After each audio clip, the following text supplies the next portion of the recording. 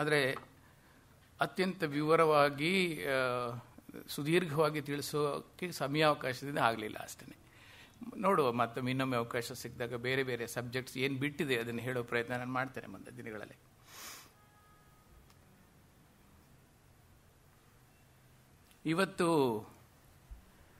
ಇವತ್ತಿನ ಸಬ್ಜೆಕ್ಟು ಜೀವನದಲ್ಲಿ ಸುರಕ್ಷತೆ ಅಂಥೇಳಿ.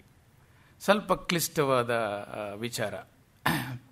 ಬಹುಶಃ ನಾನು ತಮ್ಮನ್ನು ಉದ್ದೇಶಿಸಿ ನನ್ನ ಅನಿಸಿಕೆಗಳನ್ನು ಹೇಳ್ಕೋಬಹುದೇನೋ, ನನ್ನ ಜೀವನದ ಅನುಭವಗಳನ್ನು ತಮಗೆ ಹೇಳ್ಕೋಬಹುದೇನೋ. ಆದ್ದರಿಂದ ಅದಕ್ಕಿಂತ ಮಿಗಿಲಾಗಿ ಇಲ್ಲಿ ನೆರೆದಿರ್ತಕ್ಕಂಥ ಬಂಧುಗಳು ನನಗಿಂತ ಜಾಸ್ತಿ ಅನುಭವಿಸಿದ್ದೀರಿ. ಜೀವನ ಅನ್ನೋ ಯೂನಿವರ್ಸಿಟಿನಲ್ಲಿ ಅದೆಷ್ಟು PhD ತಾವೆಲ್ಲ ಪಡೆದಿರ್ತೀರಿ.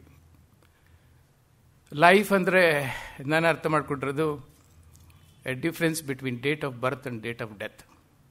ಕೊನೆಯ ಗಳಿಗೆವರೆಗೂ ನಮ್ಮ ಜೀವನ ಅನ್ನೋದು ಇದ್ದೇ ಇರುತ್ತೆ. ಈ ಮಧ್ಯೆ ಏಳು ಬೀಳುಗಳು.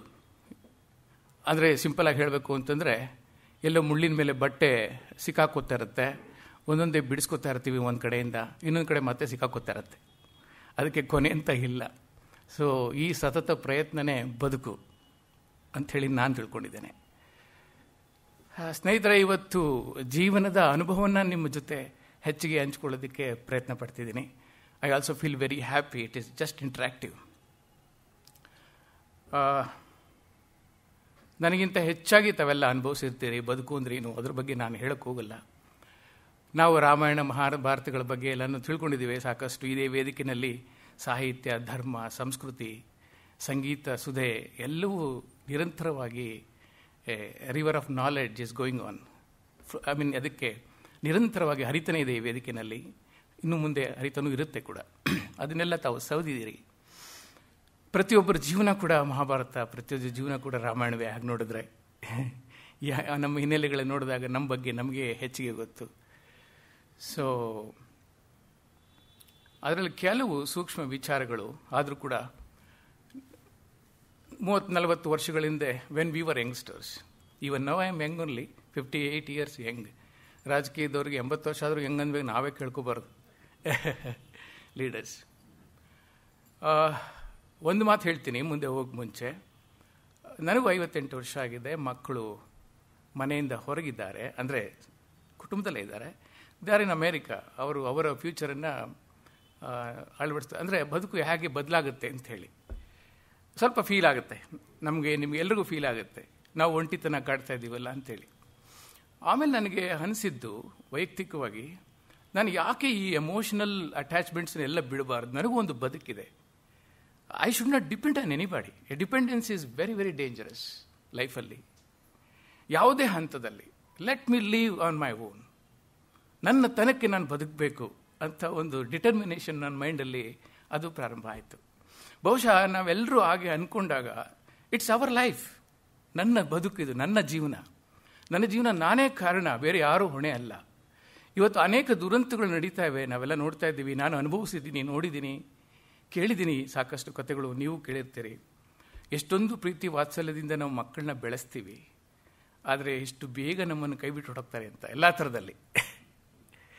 ದೇರ್ ಆರ್ ಫ್ಯಾಮಿಲೀಸ್, ತಂದೆ ತಾಯಿ ಹೆಸರಲ್ಲಿರ್ತಕ್ಕಂಥ ಪ್ರಾಪರ್ಟಿನ ಫೋರ್ಜರಿ ಡಾಕ್ಯುಮೆಂಟ್ಸ್ ಮಾಡಿ, ಸೇಲ್ ಮಾಡಿ, ಅದೇ ಹಣದಲ್ಲಿ ಪರ್ಚೇಸ್ ಮಾಡಿ, ಬೇರೆ ಲ್ಯಾಂಡನ್ನು ಮನೆ ಕಟ್ಟಿ 4 ಮನೆ ಬಾಡಿಗೆ ಕೊಟ್ಟು ಜೀವನ ಮಾಡ್ತಿರ್ತಕ್ಕಂಥ ವ್ಯಕ್ತಿ ಹೆತ್ತ ತಂದೆ ತಾಯಿಗೆ ಆಶ್ರಯ ಕೊಡಲಿಲ್ಲ.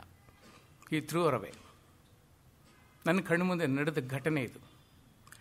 ನಾವು ಮನುಷ್ಯರಾದರೆ ಸಾಲಲ್ಲ, ಮನುಷ್ಯತ್ವ ಇಟ್ಕೊಂಡು ಬದುಕಿದ್ರೆ ಮಾತ್ರ ಅದು ಬದುಕು ಅಂತ ನನ್ನ ಅಭಿಪ್ರಾಯ.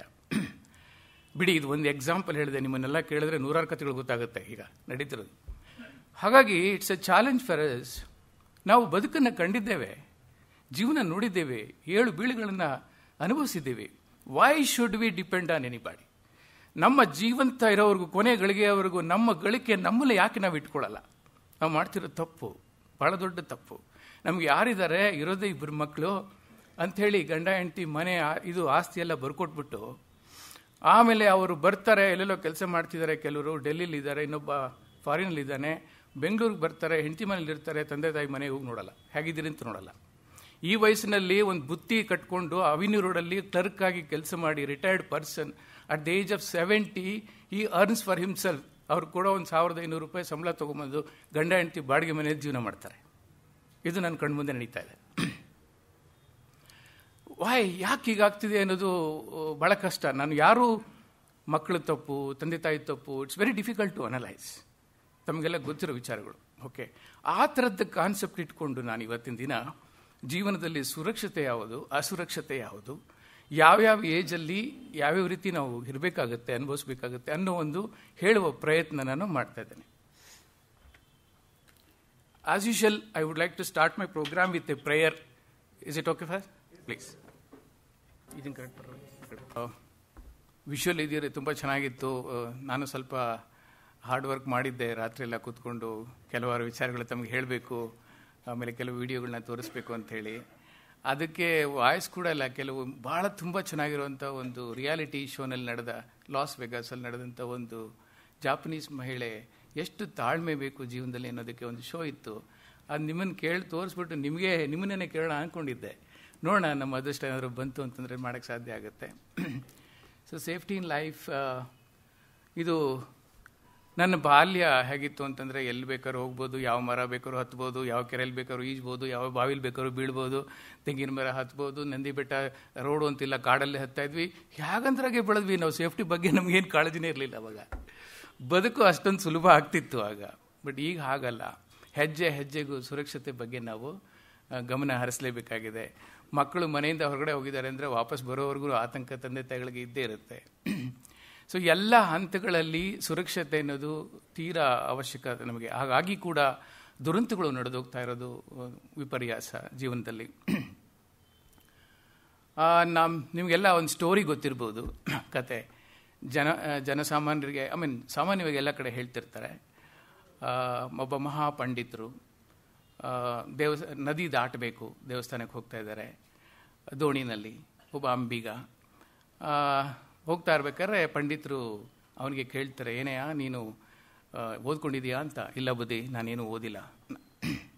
ನೋಡು, ನಾನು ವೇದ ಉಪನಿಷತ್ತುಗಳೆಲ್ಲ ಅರ್ದು ಕುಡ್ದಿದ್ದೀನಿ, ರಾಮಾಯಣ ಮಹಾಭಾರತಗಳನ್ನು ಅನೇಕ ಬಾರಿ ಓದಿದ್ದೀನಿ ನಾನು. ನೀನೇನು ತಿಳ್ಕೊಂಡಿದ್ದೀಯಾ ಅಂತ. ನಂಗೆ ಅವೆಲ್ಲ ಗೊತ್ತಿಲ್ಲ ಸ್ವಾಮಿ, ನಾನು ಬರೀ ದೋಣಿ ಇದು ಮಾಡೋದು ಮಾತ್ರ ಗೊತ್ತು ನನಗೆ. ಈ ಕಡೆಯಿಂದ ಆ ಕಡೆ ದಡ ಮುಟ್ಟಿಸ್ತೇನೆ ಜನಗಳನ್ನ, ಅಷ್ಟೇ ಗೊತ್ತು ನನಗೆ ಅಂತ ಹಾಗೆ ಹೇಳ್ತಿರ್ತಾರೆ. ತಮ್ಮ ಬಗ್ಗೆ ಅವರು ವಿದ್ವಾಂಸರು ತುಂಬ ಹೋಳ್ಕೋತಾ ಇರ್ತಾರೆ. ಎ ಕೈಂಡ್ ಆಫ್ ಈಗೋ ಇರುತ್ತೆ ಬಹುಶಃ. ಹೇಳ್ಕೋಬೇಕು ಅಂತ ಅನ್ನಿಸ್ತು ಅಂತ ಕಾಣುತ್ತೆ, ಹೇಳ್ತಾ ಇರ್ತಾರೆ ಅವರು. ಹೀಗೆ ಹೇಳ್ತಾ ಹೋಗ್ತಾ ಹೋಗ್ತಾ ಹೋಗ್ತಾ ನದಿ ಮಧ್ಯದಲ್ಲಿ ಬರಬೇಕಾದ್ರೆ ಅಲ್ಲಿ ಬಿರುಗಾಳಿ ಶುರುವಾಗುತ್ತೆ, ನೀರು ಉಕ್ಕೋದಕ್ಕೆ ಶುರುವಾಗುತ್ತೆ, ಆ ದೋಣಿ ಅಳ್ಳಾಡೋದಕ್ಕೆ ಶುರುವಾಗುತ್ತೆ. ಆವಾಗ ಅವನು ಅಂಬಿಗ ಅವ್ರನ್ನ ಕೇಳ್ತಾರೆ, ಸ್ವಾಮಿ, ಮಹಾಸ್ವಾಮಿ, ನಿಮ್ಗೆ ಈಜು ಬರುತ್ತಾ ಅಂತ. ಅವನು ಇಲ್ಲ, ನನಗೆ ಈಜು ಬರಲ್ಲ ಅಂತ. ಹಾಗಾದರೆ ಆ ದೇವರೇ ನಿಮ್ಮನ್ನು ಕಾಪಾಡಬೇಕು ಸ್ವಾಮಿ ಅಂತೇಳಿ ಅವನು ನೀರಿಗೆ ಬಿದ್ದು ಈಜ್ಕೊಂಡು ಹೋಗ್ತಾನೆ, ಇವರು ಮುಳುಗ್ತಾರೆ. ಸೊ ದಿಸ್ ಇಸ್ ನಮ್ಮ ಜೀವನದಲ್ಲಿ ಎಲ್ಲವೂ ನಮಗೆ ಗೊತ್ತಿರಬೇಕು. ನಾವೇನೋ ಎಲ್ಲ ರಂಗದಲ್ಲೂ ಸೈಕಲ್ ತುಳಿಯೋದು ಗೊತ್ತಿರಬೇಕು, ಡ್ರೈವಿಂಗ್ ಕಲ್ತಿರಬೇಕು, ಈಜು ಕಲಿಯೋದು ಕಲ್ತಿರಬೇಕು. ಎಲ್ಲವೂ ಅವಶ್ಯಕತೆ. We have to depend on our self. ವ್ಯಕ್ತಿಗತವಾಗಿ ನಾವು ಸಂಪೂರ್ಣ ನಮ್ಮ ಮೇಲೆ ನಾವು ನಿಂತಿರೋದೇ ಆದರೆ, ನಮ್ಮ ಅಸ್ತಿತ್ವದಲ್ಲೇ ನಾವು ಬದುಕ್ತಿರೋದೇ ಆದರೆ ನಮ್ಗೆ ಯಾಕೆ ಆತಂಕ? ಯಾರು ಅಡ್ಡಿ ಇದೆ ನಮಗೆ? ಇಲ್ಲವೇ ಇಲ್ಲ. ಎಷ್ಟೋ ಸತಿ ನಾವು ಮಾಡೋ ಬಹಳಷ್ಟು ತಪ್ಪುಗಳು ಅಂತಂದರೆ we are dependent on others in all respect. That dependency itself is a big failure. ಅವ್ರು ಆಗ್ಬೋದು, ಆಗದೇ ಹೋಗ್ಬೋದು. Why should we expect? First of all, when expectation doesn't fulfil, then ನಮಗೆ ಅದು ದುಃಖ.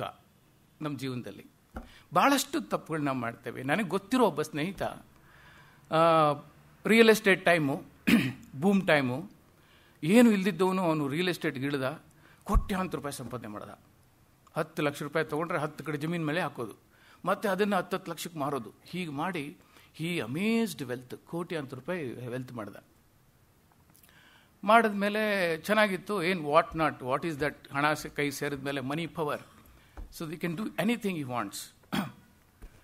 So I am from the beginning ನಾನು ನೋಡ್ತಾ ಇದ್ದೇನೆ ಅವನ್ನ. ಕಡೆಗೆ ಏನಾಯಿತು ಅಂದರೆ ದುರಂತ, ಗಂಡ ಹೆಂಡತಿ ಜಗಳ ಶುರುವಾಯಿತು ಮನೆಯಲ್ಲಿ. ಫ್ಯಾಮಿಲಿ ಲೈಫ್ ಸರಿ ಇಲ್ಲ, ಇನ್ನೆಲ್ಲ ಸರಿ ಇದೆ ಅವನಿಗೆ. ಒಂದು ದಿನ ರೋಸ್ ಹೋಯ್ತು, ಹೆಂಡತಿಗೆ ದೊಣ್ಣೆ ತೊಗೊಂಡು ತಲೆ ಮೇಲೆ ಹಾಕ್ಬಿಟ್ಲು ಜಗಳದಲ್ಲಿ. So matter went up to police station. Then we all told him actually you will die, ಅಲ್ಲಿ ಇರಬೇಡ, ಹೋಗಲಿ, ಸಪ್ರೇಟ್ ಆಗಿಬಿಡು ಅಂತ ಹೇಳಿ, ಬೇರೆ ದಾರಿ ಇಲ್ಲ. ಆದರೆ ಸತ್ಯ ಏನು ಗೊತ್ತಾ, ಇಲ್ಲಿ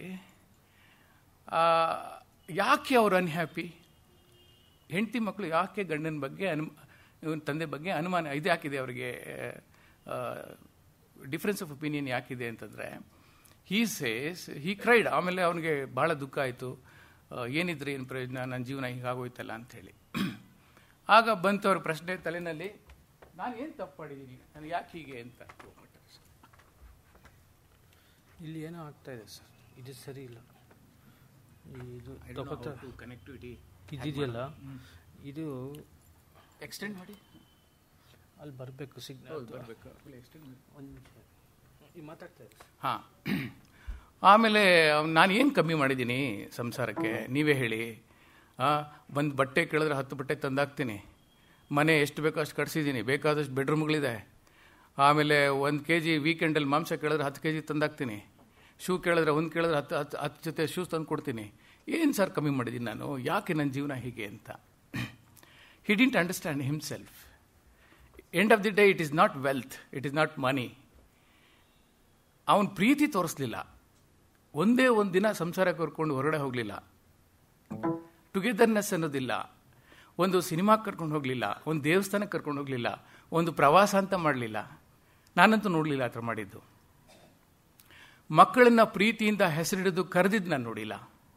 ಯಾವಾಗ ನೋಡಿದ್ರು ವರ್ಕ್ ವರ್ಕ್ ವರ್ಕ್, ಹಣ ಸಂಪಾದನೆ ಮಾಡೋದೇ ಆಗ್ತಿತ್ತು ಜೀವನ. ಸೊ ಕಡೆಗೆ ಅವರು ರೋಸ್ ಹೋದರು. Entire family got Fed up with that person. ಯಾವ ಮಟ್ಟಕ್ಕೆ ಹೋಯ್ತು ಅಂದರೆ ದಿರ್ ಸಪ್ರೇಟೆಡ್. ಈಗ ಇಲ್ಲಿ ನಾವು ಏನು ಅರ್ಥ ಮಾಡ್ಕೋಬೇಕು ಹೇಳಿ, ಗಂಡ ಹೆಂಡತಿ ಜಗಳ ಮಾಡೋದು it's okay, they have to fight. ಈ ಸಂಬಡಿ ಕಪಲ್ಲು ಜಗಳ ಆಗ್ತಿಲ್ಲ ಅಂತಂದರೆ there is a serious problem. ಆಗಲೇಬೇಕು, ಜಗಳ ಆಗಲೇಬೇಕು. ಆದರೆ ತಂದೆ ತಾಯಿ ಜಗಳ ಆಡೋಗಿಲ್ಲ. You have no right to do that. Once you become father, ಮಕ್ಕಳಿಗೆ ಅದು ಬಹಳ ದೊಡ್ಡ ಕ್ರೈಮ್, ಅದು ಬಹಳ ದೊಡ್ಡ, ನಾವು ಮಾಡುವಂಥ ಬಹಳ ದೊಡ್ಡ ಕ್ರೈಮ್. ಇದು ನನ್ನ ಸ್ವತಃ ಅನುಭವ ತಮ್ಮ ಹತ್ರ ಹಂಚ್ಕೊಳ್ಳೋದಕ್ಕೆ ಇಷ್ಟಪಡ್ತೇನೆ. ನಾನು ಕೆಲಸದಲ್ಲಿದ್ದೆ. ಸರಿ, ಒಂದು ವೆಕೇಷನಲ್ಲಿ ಬ್ಯಾಂಗ್ಳೂರಿಗೆ ಬಂದೆ. ಚಿಕ್ಕ ಮಕ್ಕಳು ಕುಮಾರನ್ಸಲ್ಲಿ ಓದ್ತಾ ಇದ್ರು, 2 ವರ್ಷ 3 ವರ್ಷ, 3ನೇ ತರಗತಿನಲ್ಲಿ. ಸರಿ, ಮೈ ಸನ್ ಇನ್ಸಿಸ್ಟೆಡ್ ನನಗೆ, ಡ್ಯಾಡಿ ನೀನು ಬಂದಿದೆಯಾ ಇವತ್ತು ಊರಿಗೆ, ನೀನೇ ನನ್ನನ್ನು ಸ್ಕೂಲ್ಗೆ ಬಿಡಬೇಕು ಅಂತ. ಐ ಸೆಡ್ ಓಕೆ, ಹ್ಯಾಪಿಲಿ ಮಗ ಕೇಳ್ತೇನೆ. ಸ್ಕೂಟ್ರ್ ಕರ್ಕೊಂಡೆ, ಕುಡಿಸ್ಕೊಂಡೆ, ಸ್ಕೂಲ್ವರೆಗೂ ಹೋದೆ. ಅಲ್ಲಿ ಕಾಂಪೌಂಡ್ ಹತ್ರ ನಿಲ್ಲಿಸ್ಬಿಟ್ಟು ಹೋಗಪ್ಪ ಒಳಗಡೆ ಎಂದೆ. ಇಲ್ಲ ಇಲ್ಲ, ನೀನು ಕ್ಲಾಸ್ ರೂಮ್ವರೆಗೂ ಬರಬೇಕು ಅಂದ. ಐ ಸೆಡ್ ಓಕೆ ಬರ್ತೀನಿ ಅಂತೇಳಿ ಸ್ಕೂಟ್ರ್ ನಿಲ್ಲಿಸ್ಬಿಟ್ಟು 2ನೇ ಫ್ಲೋರೋ 3ನೇ ಫ್ಲೋರಲ್ಲಿ ಕ್ಲಾಸ್ ರೂಮ್ ಇತ್ತು, ಅಲ್ಲಿವರೆಗೂ ಕೈ ಹಿಡ್ಕೊಂಡು ಕರ್ಕೊಂಡು ಹೋದೆ. ಬಾಗಿಲ ಹತ್ರ ನಿಂತ್ಕೊಂಡು ಪ್ಲೀಸ್ ಗೋ ಇನ್ಸೈಡ್ ಅಂತ ಹೇಳಿದೆ. ಅಗೇನ್ ಈ ಸೈಡ್ ಇನ್ಸಿಸ್ಟೆಡ್, ನೋ ಈ ಕಮ್ ಇನ್ಸೈಡ್ ಅಂತೇಳಿ ಕೈ ಹಿಡ್ಕೊಂಡು ಒಳಗಡೆ ಹೇಳ್ದ ಕ್ಲಾಸ್ ರೂಮ್ಗೆ. ನನಗೆ ಭಾಳ ಆಶ್ಚರ್ಯ ಅನ್ನಿಸ್ತು, ಯಾಕೆ ಹೀಗೆ ನಡೀತಿದೆ ಅಂತ. ಆಮೇಲೆ ಒಳಗಡೆ ಹೋದ ತಕ್ಷಣ ಅವನು ಈ started introducing all is friends, look my dad has come today, ನಮ್ಮ ತಂದೆ ಬಂದಿದ್ದಾರೆ ಅಂತ. ಅಂದರೆ ನಾನು ನಿಮಗೆ ಮೊದಲನೇ ತರಗತಿನಲ್ಲೇ ಹೇಳಿದೆ, ನನ್ನ ವೈಫ್ ಹ್ಯಾಂಡಿಕ್ಯಾಪ್, ಅವ್ರಿಗೆ 2 ಕಾಲಿಲ್ಲ, ಅವ್ರಿಗೆ ಅಲ್ಲಿವರೆಗೂ ಹೋಗಿ ಬಿಡೋಕ್ಕಾಗಲ್ಲ. Of course she is very daring lady, car drive ಮಾಡ್ತಾರೆ ಇವತ್ತಿಗೂ, very powerful lady. In fact she is better than me, ಹಾಗೆ ಹೇಳಬೇಕು ಅಂದರೆ. She is the inspiration in my life, ಹಾಗೆ ಹೇಳಬೇಕು ಅಂದರೆ. ಸೊ ಅವರು ಹೋಗ್ತಾ ಇಲ್ಲ, ನಾನು ಹೋಗ್ತಾ ಇಲ್ಲ. He was feeling very bad. ಮಕ್ಕಳು ಕೇಳ್ತಾರೆ, ಎಲ್ಲಿ ನಿಮ್ಮ ತಂದೆ ತಾಯಿ ಎಲ್ಲಿ ಅಂತೇಳಿ ಕೇಳ್ತಾರೆ, ಅವ್ನಿಗೆ ಹೇಳಕ್ಕೆ ಆಗ್ತಿಲ್ಲ. ಸೊ ದೆನ್ ಐ ರಿಯಲೈಸ್ಡ್, ವಾಪಸ್ ಬರ್ತಾ ಇರ್ಬೇಕಾದ್ರೆ ಎಂಥ ತಪ್ಪು ಮಾಡ್ತಾ ಇದ್ದೀನಿ. It is really crime. ತಂದೆ ಆಗಿ ನನ್ನ ಕರ್ತವ್ಯ ನಾನು ಮಾಡ್ತಾ ಇಲ್ಲ. ಆ ಚಿಕ್ಕ ಮಕ್ಕಳಿಗೆ ಆ ವಯಸ್ಸಲ್ಲಿ ಏನು ಗೊತ್ತಿರುತ್ತೆ ಹೇಳಿ? They don't know wealth, they don't know what is gold, they don't know what is bank balance, they don't know anything other than 2 things, only mother and father. Mother is for love and affection, total love and affection. ನಾನು ಈ safety ಅಂತ ಬಂದು ಏನೋ ಮಾತಾಡ್ತಿದ್ದೀನಿ ಅನ್ಕೋಬೇಡಿ, ಇದು all life safety. ನಾವು ಮಾತಾಡ್ತಿರೋದು ಜೀವನ ಸುರಕ್ಷತೆಗಳು. ನಾವು ಮಾಡೋ ತಪ್ಪುಗಳು, ಅದರಿಂದ ಅಸುರಕ್ಷತೆ ಆಗುತ್ತೆ, ಜೀವನ ದುಃಖ ಆಗುತ್ತೆ. ಆ್ಯಂಡ್ ಬದುಕಿದ್ದಾಗಲೇ ನಾವು ಸತ್ತೋಗ್ತೀವಿ ಎಷ್ಟೋ ಪ್ರಸಂಗಗಳಲ್ಲಿ ನಾವು ಮಾಡೋ ತಪ್ಪುಗಳಿಂದ. ಹಾಗಾಗಿ ಇವೆಲ್ಲ ನಾನು ಮಾತಾಡ್ತಾ ಇದ್ದೇನೆ. ಆಮೇಲೆ ದೆನ್ ಆ್ಯಂಡ್ ದೇರ್ ತುಂಬ ಮನೇಲಿ ಕೂತ್ಕೊಂಡು ಯೋಚನೆ ಮಾಡಿದೆ, ನಾನು ಭಾಳ ತಪ್ಪು ಮಾಡ್ತಾ ಇದ್ದೀನಿ, ನನ್ನ ವೃತ್ತಿ ಜೀವನ ಎಲ್ಲಿ ಬೇಕಾದ್ರೂ ಮಾಡ್ಬೋದು ನಾನು, let me not go back ಅಂತೇಳಿ ಅವತ್ತೇ ರೆಸಿಗ್ನೇಷನ್ ಲೆಟರ್ ಕೊಟ್ಬಿಟ್ಟೆ. ಅವತ್ತಿಂದ ಬೆಂಗಳೂರು ಬಿಡಲಿಲ್ಲ ನಾನು, at least for the sake of children. So ಆವಾಗಲೇ ನಾನು ಈ ಕಾಮತ್ ಯಾತ್ರೆ ನಿವಾಸಲ್ಲಿ ಜನರಲ್ ಮ್ಯಾನೇಜರಾಗಿ ಕೆಲಸ ಮಾಡೋದಕ್ಕೆ ಶುರುವಾಡಿದ್ದು. ಆ ಕಾಲ ಆಗಿತ್ತು. ಇವಾಗ ಅವರಿಗೆ ನನ್ನ ಅವಶ್ಯಕತೆ ಇಲ್ಲ. ಎಮೋಷ್ನಲಿ ಇರುತ್ತೆ, ಫಾದರ್ ಮಕ್ಕಳು ಅಂತ ಇರುತ್ತೆ. ಬಟ್ ನಾವು ದೇ ಆರ್ ಕೆರಿಯರ್ ಓರಿಯೆಂಟೆಡ್. ಒಂದು ಅಡಲ್ಟ್ಹುಡ್ ಬಂದಮೇಲೆ ಫ್ರೆಂಡ್ಸು, ಸಮಾಜ ನೋಡೋಕ್ಕೆ ಶುರುವಾಗ್ತಾರೆ. ಸೊ ಬದುಕು ಹಾಗಿರುತ್ತೆ. ಆಯಾ ವಯಸ್ಸಿನಲ್ಲಿ ನಾವೇನು ಮಾಡಲಿಲ್ಲ ಅಂತಂದರೆ ಅದು ಮತ್ತೆ ನಾವು ಯಾಕೆ ಬ್ಲೇಮ್ ಮಾಡಬೇಕು ಬೇರೆಯವ್ರನ್ನ? ತಪ್ಪು ನನ್ನಿಂದ ಆಗಿದೆ, ನೋಡಿ ನನ್ನ ಮಕ್ಕಳಿಗೆ ಮಾಡ್ಬಿಟ್ರು ಅಂದರೆ ಅರ್ಥ ಇಲ್ಲ ಅದರಲ್ಲಿ. ಇನ್ನೊಂದೇನಂತಂದರೆ, ನಾನು ನಮ್ಮ ಚಾಲಕರಿಗೆ ವಿಷಯ ಹೇಳ್ತಾ ಇರ್ತೀನಿ. ಯಾಕೆಂದರೆ ಚಾಲಕರ ಕುಟುಂಬಗಳಲ್ಲಿ ದುರಂತಗಳು ಜಾಸ್ತಿ. ಅವನು ಟೈಮ್ ಇಲ್ಲದೆ ಕೆಲಸ ಮಾಡ್ತಾ ಇರ್ತಾನೆ, ರೌಂಡ್ ದ ಕ್ಲಾಕ್ ಕೆಲಸ ಮಾಡ್ತಿರ್ತಾನೆ. He literally cannot concentrate on family life. ಆಮೇಲೆ ಒತ್ತಡದಲ್ಲಿ ಕೆಲಸ ಮಾಡ್ತಿರ್ತಾನೆ. ಎವ್ರಿ ಬಡಿ ಪುಟ್ ದರ್ ಗನ್ ಅವನ ತಲೆ ಮೇಲೆ ಇಟ್ಟಿರ್ತಾರೆ. ಅಂಡರ್ ದಿ ಪ್ರೆಷರ್ ಈ ವರ್ಕ್ಸ್.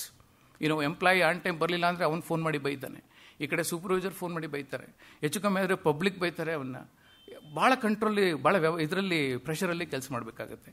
ಆ ಸಿಟ್ಟಿನೆಲ್ಲ ತೊಗೊಂಬಂದು ಅವನು ಫ್ಯಾಮಿಲಿ ಮೇಲೆ ಬಿಡ್ತಾನೆ ಮನೆಗೆ ಬಂದಮೇಲೆ. ಈಗ ಆಗಿದೆ, ಕೆಲವು ಘಟನೆಗಳಾಗಿದೆ. ಒಂದು ಸತಿ ಮಗು ಅಪ್ಪ ಬಂತು ಅಂತ ಎದ್ದು ಓಡೋಗುತ್ತೆ. ಓಡೋಗ ಕೈಯಲ್ಲಿರೋ ಗ್ಲಾಸ್ ಬಿದ್ದು ಹೊಡೆದ್ಬಿಡುತ್ತೆ. ಅಯ್ಯೋ ಮುಂಡದೆ ಗ್ಲಾಸ್ ಹೊಡೆದಾಕ್ಬಿಟ್ಟಿಯಾ ಅಂತೇಳಿ ಕಪಾಳಕ್ಕೆ ಒಂದು ಹೊಡಿತಾನೆ ಅವನು. ಮಗು ಅನ್ಕಾನ್ಷಿಯಸ್ ಆಗಿ ಬಿದ್ದೋಗ್ಬಿಡುತ್ತೆ. ಹೆಂಡ್ತಿ ಓಡ್ ಬರ್ತಾಳೆ, ಏನು ಮಾಡಿದ್ರಿ ನೀವು, ಯಾಕೆ ಅಂತ ಹೊಡಿತಾ ಇದ್ದೀರಾ ಮಗುನ ಅಂಥೇಳಿ ಇಬ್ಬರು ಎತ್ಕೊಂಡು ಅವಾಗ ಅವ್ನು ರಿಲೈಸ್ ಆಗುತ್ತೆ, ಅಯ್ಯೋ ತಪ್ಪು ಮಾಡ್ಬಿಟ್ಟೆ ಅಂಥೇಳಿ ಎತ್ಕೊಂಡು ಇಮಿಡಿಯೇಟಾಗಿ ಆಸ್ಪತ್ರೆಗೆ ಹೋಗ್ತಾರೆ. ಸೊ ಮಗು ಸರ್ವೈವ್ ಆಗುತ್ತೆ, ಏನು ತೊಂದರೆ ಇಲ್ಲ. ಬಟ್ ಶಿವಿಲ್ಲು ಒಂದು ಕಿವಿ ಕೂಡಾಗ್ಬಿಡುತ್ತೆ. ಇದು ನಡೆದ ಘಟನೆ. ಹಾಗಾಗಿ ಅದಕ್ಕೆ ನಾನು ಅವ್ರಿಗೆ ಹೇಳೋದು, ಚಾಲಕರಿಗೆ, ನೀವು ಎಲ್ಲೆಲ್ಲಿ ಯಾವ್ಯಾವ ಸಂದರ್ಭದಲ್ಲಿ ಯಾವ ರೀತಿ ಮನಸ್ಥಿತಿ ಇರಬೇಕು ಅನ್ನೋದು ಭಾಳ ಮುಖ್ಯ ಜೀವನದಲ್ಲಿ ಅರ್ಥ ಮಾಡ್ಕೋಬೇಕು. ದಟ್ ಈಸ್ ಸೇಫ್ ಅಂತೇಳಿ. ಫ್ಯಾಮಿಲಿಯಲ್ಲಿರ್ಬೇಕಾದ್ರೆ you better concentrate only on family or nothing else. And profession ಇದ್ದಾಗ 100% ನೀವು concentrate on the job, so that perfection ಆಟೋಮೆಟಿಕ್ಕಾಗಿ ಬರುತ್ತೆ ಅಂಥೇಳಿ. ಹಾಗೆಯೇ ಅವ್ರಿಗೆ ನಾನು ಹೇಳ್ತಾ ಇರ್ತೇನೆ, ನೋಡಿ, ಒಂದು ಹೆಣ್ಣು ಪ್ರಕೃತಿ ಇದೆಲ್ಲ, ನಾವು ಸೃಷ್ಟಿಯ ಪ್ರಕೃತಿ.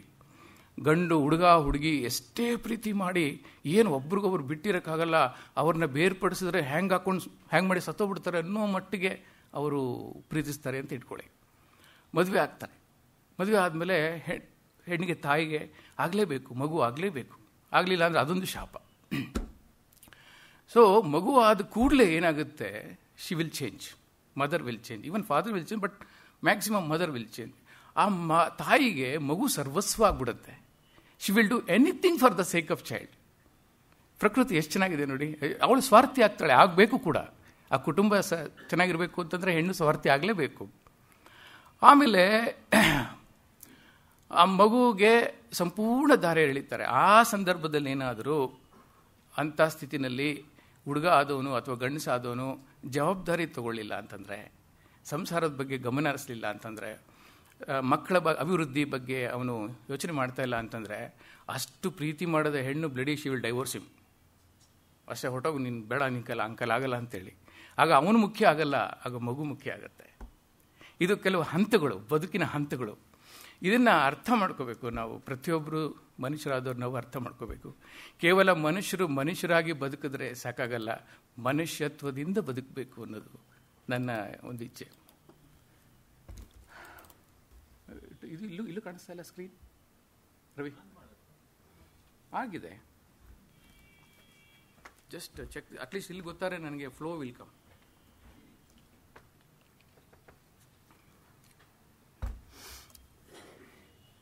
ಹಾಗಾಗಿ ಸ್ನೇಹಿತರೆ, ಕುಟುಂಬ ವ್ಯವಸ್ಥೆಯಲ್ಲಿ, ಸಮಾಜದಲ್ಲಿ, ಬದುಕಿನಲ್ಲಿ ಯಾವುದು ಸುರಕ್ಷಿತ, ಯಾವುದು ಅಸುರಕ್ಷಿತ ಅನ್ನೋದನ್ನು ನಾವೇ ಅದನ್ನು ಗಮನಿಸ್ಕೋಬೇಕು. ಅದರ ಬಗ್ಗೆ ನಾವು ಜೀವನವನ್ನು ನಡೆಸಬೇಕಾಗತ್ತೆ. ತಮಗೆ ಹೇಳಿದೆ ನಾನು, ಮಕ್ಕಳ ಬಗ್ಗೆ ಸುರಕ್ಷತೆ ಸ್ವಲ್ಪ ಜಾಗೃತಿ ವಹಿಸಬೇಕು. ಒಂದು ಹಂತದವರೆಗೆ ನಮ್ಮ ಕರ್ತವ್ಯ ಇದು. ಅಬ್ಸಲ್ಯೂಟ್ ಪೇಷನ್ಸ್ ಇರಬೇಕು ಮಕ್ಕಳ ಬಗ್ಗೆ. ಅವರ ಶ್ರೇಯಸ್ಸು ಬಗ್ಗೆ ನಾವು ಸತತವಾಗಿ ಗಮನ ಹರಿಸಬೇಕಾಗತ್ತೆ. ನಾನು ಹೋಟೆಲ್ ಇಂಡಸ್ಟ್ರಿಯಲ್ಲಿದ್ದೆ ಅಂತ ನಿಮ್ಗೆ ಹೇಳಿದೆ. ಹೈದರಾಬಾದಲ್ಲಿ ಈ ಹಿಂದಿನಲ್ಲಿ ಒಂದು ಮೂವಿ ತೆಗೆದ್ರು, ಖಳನಾಯಕ್ ಅಂತ. ಅದು ಬಹಳ ಫೇಮಸ್ ಆಯಿತು, ತುಂಬ ಹಿಟ್ ಮೂವಿ ಆಯಿತು, ತುಂಬ ಹಣ ಮಾಡ್ತು. ಅದು ಸುಭಾಷ್ ಘೈ ಅಂತೇಳಿ ಡೈರೆಕ್ಟ್ ಮಾಡಿದರು. ಆಮೇಲೆ ಸುರೇಶ್ ಬಜಾಜ್ ಅಂತೇಳಿ ಫೈನಾನ್ಷಿಯರ್ ಫ್ರಮ್ ಹೈದರಾಬಾದ್, ಅವರು ಪ್ರೊಡ್ಯೂಸರು. ಅವ್ರಿಗೆ ತುಂಬ ಆಸ್ತಿ ಇತ್ತಲ್ಲ ಹೈದ್ರಾಬಾದಲ್ಲಿ. So he made a beautiful restaurant, Abids ಅಂತ ಡೌನ್ ಟೌನಲ್ಲಿ ಒಂದು ಮೆಥಾಡಿಸ್ಟ್ ಕಾಂಪ್ಲೆಕ್ಸ್ ಅಂತ ಈಗಲೂ ಇದೆ.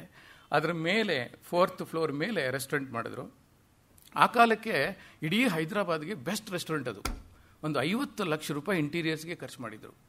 ಈ ದೇಶದ ಅತ್ಯಂತ ಹೆಸರುವಾಸಿ ಆರ್ಕಿಟೆಕ್ಟು ಅವರು ಅದನ್ನು ಡಿಸೈನ್ ಮಾಡಿದ್ದು. ಸರಿ, ನನ್ನನ್ನು ಒಂದಿನ ಚೆನ್ನೈಯಲ್ಲಿದ್ದೆ ನಾನು, ದಾಸ್ ಪ್ರಕಾಶಲ್ಲಿ ಕೆಲಸ ಮಾಡ್ತಿರ್ಬೇಕಾದ್ರೆ ಹೋಗಿ ನೋಡ್ಕೊಂಬನ್ನಿ ಪ್ರೋಗ್ರೆಸ್ ಹೇಗಿದೆ ರೆಸ್ಟೋರೆಂಟು ಅಂತ. ಅಲ್ಲಿ ಹೋಗಿ ನೋಡ್ತೀನಿ, ನನಗೆ ಎದೆ ಜಲ್ಲೊಂದೋಯ್ತು ಆ ಪರಿಸ್ಥಿತಿ ನೋಡ್ಬಿಟ್ಟು. ಏನು beautiful restaurant, no doubt about it.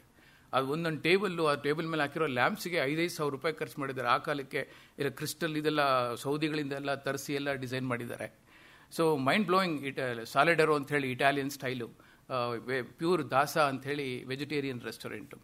ಬರ್ತಿದ್ದವರೆಲ್ಲ top ಪೀಪಲೇ, ಭಾರತದ ಭಾಳ ಹೆಸರುವಾಸಿ ಸಿನಿಮಾ ಆ್ಯಕ್ಟರ್ಸ್ಗಳು, ರೇಣುಕಾ ಚೌಧರಿ ಅಂತ ಪೊಲಿಟಿಷಿಯನ್ಸು, ಇಂಥವರೆಲ್ಲ ಅದು ಎನ್ ಟಿ ರಾಮರಾವ್ ಫ್ಯಾಮಿಲಿ ಇವರೆಲ್ಲ ಬರ್ತಿದ್ರಲ್ಲಿ.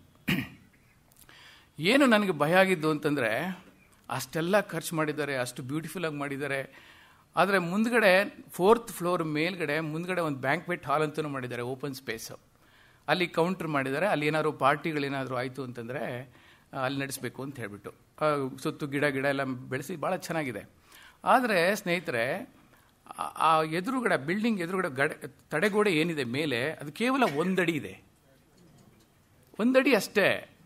ಅಲ್ಲೇನಾದರೂ ಅದು ಹೆಚ್ಚು ಕಮ್ಮಿ ಆಯಿತು ಅಂತಂದರೆ 4th ಫ್ಲೋರಿಂದ ನೆಲಕ್ಕೆ ಬೀಳಬೇಕು. ಅಲ್ಲಿದ್ದು ಟ್ರಾಫಿಕ್ ರೋಡು, ಹೈಲಿ ಟ್ರಾಫಿಕ್ ತಿಕ್ ಇದು ರೋಡದು. ಈಗ ನನಗೆ ಮನಸ್ಸಿಗೆ ತಕ್ಷಣ ಬಂದಿದ್ದೇನು ಅಂತಂದರೆ, ಅಲ್ಲಿ ಅಷ್ಟೊಂದು ಹಣ ಖರ್ಚು ಮಾಡಿದ್ದಾರೆ, ಅಂಥ ಡಿಸೈನರ್ಸ್ ಇಂಟೀರಿಯರ್ ಡಿಸೈನರ್ಸ್ ಹಾಕಿದ್ದಾರೆ, ಅವ್ರು ಯಾರಿಗೂ ಸುರಕ್ಷತೆ ಬಗ್ಗೆ ಯೋಚನೆನೇ ಬಂದಿಲ್ಲ. ಈಗ ಬ್ಯಾಂಕ್ವೆಟ್ ಫಂಕ್ಷನ್ ಆಗ್ತಿದೆ ಅಂತಂದರೆ ಏನು, ಎಲ್ಲ ಸೇರ್ಕೋತಾರೆ, ಫ್ಯಾಮಿಲಿಗಳೆಲ್ಲ ಬರ್ತಾರೆ, ಮಕ್ಕಳು, ಹೆಂಡತಿ ಗಂಡ ಮಕ್ಕಳು ಎಲ್ಲ ಕುಟುಂಬಗಳೆಲ್ಲ ಬರುತ್ತವೆ. ಅಲ್ಲಿ ಏನಾಗ್ಬಿಡುತ್ತೆ, ಸಮಾರಂಭಗಳಲ್ಲಿ ಅವ್ರು ಮೈ ಮರೆತು ಬಿಡ್ತಾರೆ. ಒಬ್ರಿಗೊಬ್ರು ಎಷ್ಟೋ ದಿನಗಳಾದ್ಮೇಲೆ ಭೇಟಿ ಹಾಕ್ತಾರೆ. ಅದೊಂದು ಅಕೇಶನ್ ಅವ್ರಿಗೆ.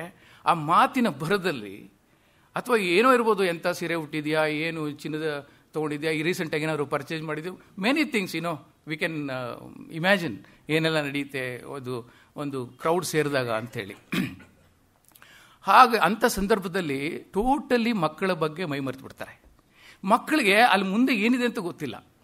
ಸೊ ಆಟ ಆಡ್ತಾ ಅವೇನೋ ನೋಡಿಕೊಂಡು ಮಾಡಿಕೊಂಡು ಹೂವಿನ ಗಿಡ ಎಷ್ಟು ಚೆನ್ನಾಗಿದೆ ಅಂತೇಳಿ ಆ ಇದಕ್ಕೆ ಎಡ್ಜಿಗೆ ಬಂದು ಅಲ್ಲಿಂದ ಏನಾದರೂ ಸ್ಲಿಪ್ಪಾಗಿ ಬಿತ್ತು ಅಂದರೆ ಏನು ಗತಿ? ಯಾಕೆ ಇದನ್ನು ನಾವು ಯೋಚನೆ ಮಾಡಲ್ಲ?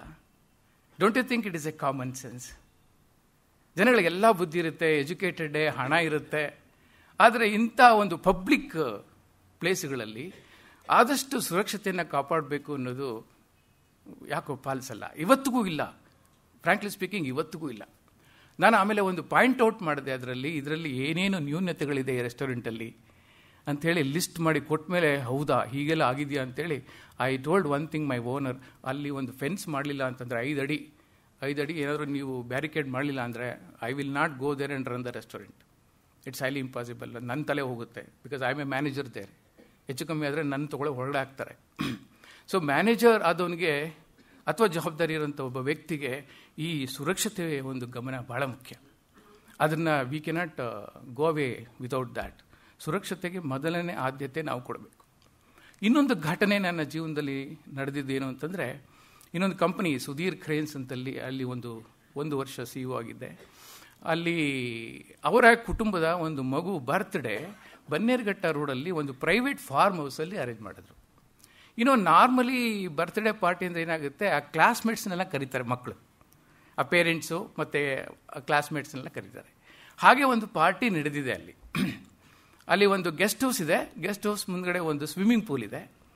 ಸೊ ಇವರು ಜನಗಳು ಎಲ್ಲ ಬಂದವರು ಒಬ್ರಿಗೊಬ್ರು ಮೈ ಮರೆತು ಬಿಟ್ಟಿದ್ದಾರೆ ಮಾತಿನ ಬರದಲ್ಲಿ. ಪಾರ್ಟಿ ಮಾಡಿಕೊಂಡು ಬ್ಯಾಂಕ್ವೆಟ್ಸು ಊಟ ಮಾಡಿಕೊಂಡು ಪ್ಲೇಟ್ಗಳು ಇಟ್ಕೊಂಡು ಮೈ ಮರೆತು ಬಿಟ್ಟಿದ್ದಾರೆ. ಒಂದು 4 ವರ್ಷದ ಮಗು ಸ್ವಿಮ್ಮಿಂಗ್ ಪೂಲಲ್ಲಿ ಬಿದ್ದು ಸತ್ತೋಗಿದೆ. ಆ ಗಂಡ ಹೆಂಡತಿಗೆ ಒಂದೇ ಮಗು, ಇಬ್ಬರು IT-ನಲ್ಲಿ ಎಂಜಿನಿಯರ್ಸು, ಗಂಡ ಹೆಂಡತಿ ಇಬ್ಬರು IT ಎಂಜಿನಿಯರ್ಸು. ಅದು ಸತ್ತೋದ್ಮೇಲೆ ಹುಡ್ಕೊಂಡಿದ್ದಾರೆ, ಮಗು ಎಲ್ಲಿ ಅಂತ ಹುಡುಕ್ತಿದ್ದಾರೆ. ಅಲ್ಲೇ ಇದೆ, ಟ್ರಾನ್ಸ್ಪರೆಂಟ್ ಆಗಿದೆ ನೀರು, 4 ಅಡಿ 5 ಅಡಿ ನೀರಿದೆ ಅಷ್ಟೇ, ಜಾಸ್ತಿನೂ ಇಲ್ಲ, ಕಾಣುತ್ತೆ ಕ್ಲೀನಾಗಿ. ಬಟ್ ನೋ ಬಡಿ ವಿಟ್ನೆಸ್ಡ್ ದಟ್ ಮಗು ಬಿದ್ದಿದೆ ಅದರಲ್ಲಿ ಸ್ವಿಮ್ಮಿಂಗ್ ಪೂಲಲ್ಲಿ ಅಂಥೇಳಿ. ಈ ನೀರು ನೀರು ಕ್ಷಣದಲ್ಲಿ ಹೊಟ್ಟೋಗ್ಬಿಡುತ್ತೆ, ಉಸಿರು ಕಟ್ಬಿಡುತ್ತೆ ಅದು ಬಿದ್ದ ತಕ್ಷಣ. ಎಷ್ಟೋ ಸತಿ ನೋಡಿದ್ದೀವಿ ನದಿಗಳ ನೀರೇ ಇರಲ್ಲ, ಅದ್ಯಾಗಪ್ಪ ಸತ್ರು ಅಂತ ಅನಿಸ್ಬಿಡುತ್ತೆ. ಅಲ್ಲಿ ಏನೋ ಒಂದು ಸ್ಟ್ರೀಮ್ ಇರುತ್ತೆ, ಅವರು ಒಂದು ಇದರಲ್ಲಿ ಬೀಳ್ತಾರೆ ಅದಕ್ಕೆ ಅಷ್ಟೇ. ಎಂಥ ವಯಸ್ಸಿನಲ್ಲೂ ಅದನ್ನು ಅಂಡರ್ ಎಸ್ಟಿಮೇಟ್ ಮಾಡೋಕ್ಕಾಗಲ್ಲ. ಸೊ ಇವೆಲ್ಲ ಸುರಕ್ಷತೆ ದೃಷ್ಟಿಯಿಂದ ನಾವುಗಳು ಸ್ವಲ್ಪ ಮಟ್ಟಿಗೆ ಗಮನಿಸಬೇಕಾದದ್ದು. ಯಾಕಂದರೆ ಮಕ್ಕಳೇ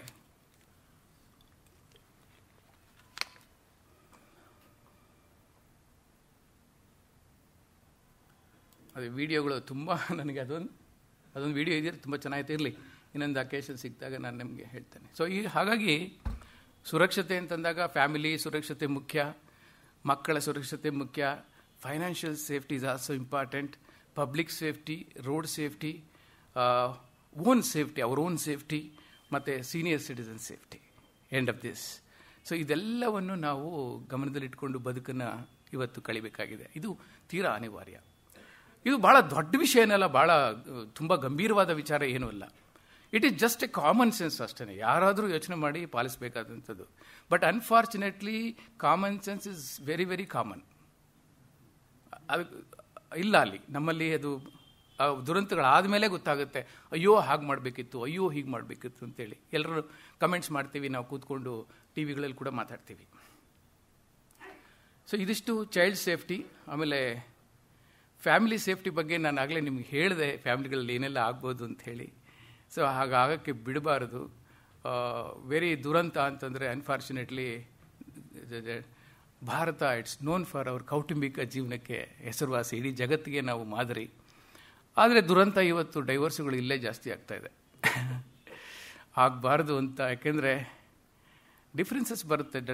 ಈಗ ಏನೋ ನೆಗಡಿ ಬರುತ್ತೆ ಅಂತ ಮೂಗನೆ ಕೊಯ್ದಾಕ್ಬಿಟ್ರೆ we just have to take a treatment for that's all, it will go on. ನನಗೆ ಬೇಜಾರಾಗಿದ್ದು ಇದೇ ವಿಷಯಕ್ಕೆ. ಅಮೆರಿಕದಲ್ಲಿ 88ರಲ್ಲಿ ಹೋದಾಗ ತುಂಬಾ ನಾನು ಭಾಳ ಮನಸ್ಸಿಗೆ ತುಂಬ ನೋವಾಯಿತು ಅಲ್ಲಿ. ಯಾಕೆಂದರೆ ಭಾವನಾತ್ಮಕ ಜೀವನನೇ ಇಲ್ಲ ಅಲ್ಲಿ. ಆಗಲೇ ನಾನು ನೋಡಿದೆ. ಈಗೇನಿದೆ ನಂಗೆ ಗೊತ್ತಿಲ್ಲ. Because after that I decided not to go to America.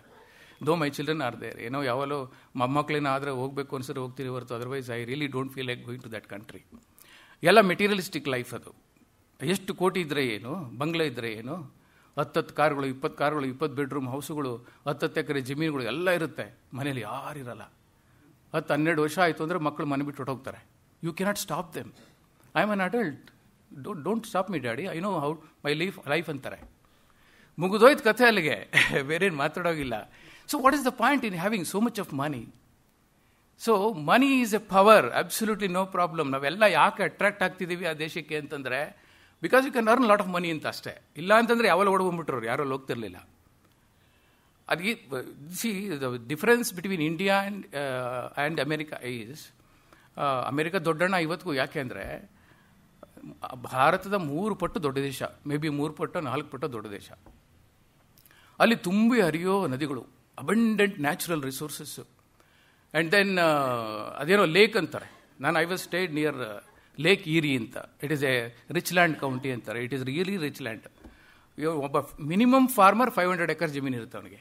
Minimum is called as small farmer. 500 acres. One family will maintain everything.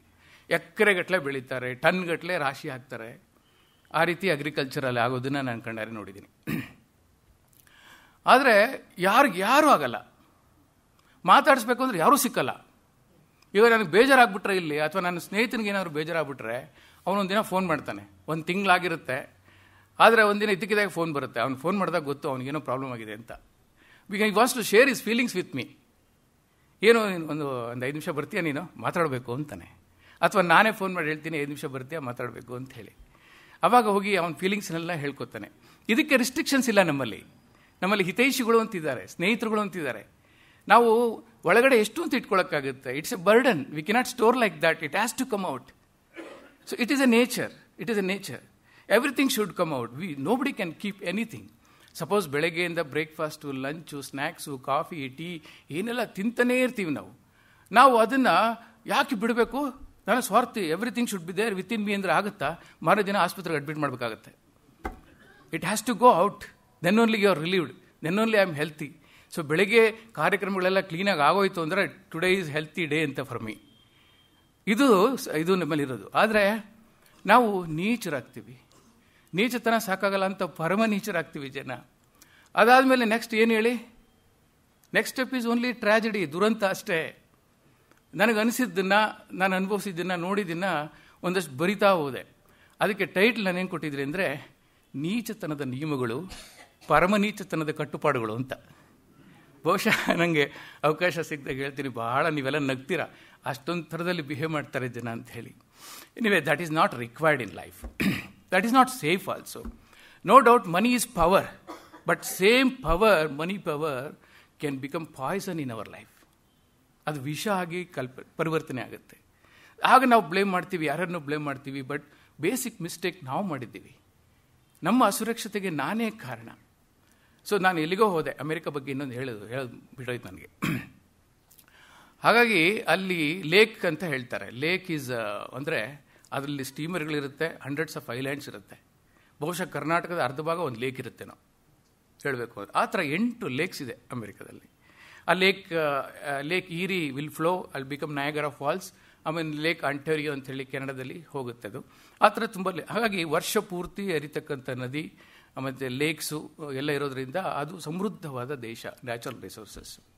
50 ರಾಜ್ಯಗಳು ಸೇರಿ ಯುನೈಟೆಡ್ ಸ್ಟೇಟ್ಸ್ ಆಫ್ ಅಮೆರಿಕಾ ಅಂತ ಆಗಿದೆ. ಅದರ ಪಾಪ್ಯುಲೇಷನು ಕೇವಲ 33 ಕೋಟಿ ಇವತ್ತಿಗೂ. ಆದರೆ ಯಾರೂ ನೆಮ್ಮದಿಯಾಗಿಲ್ಲ.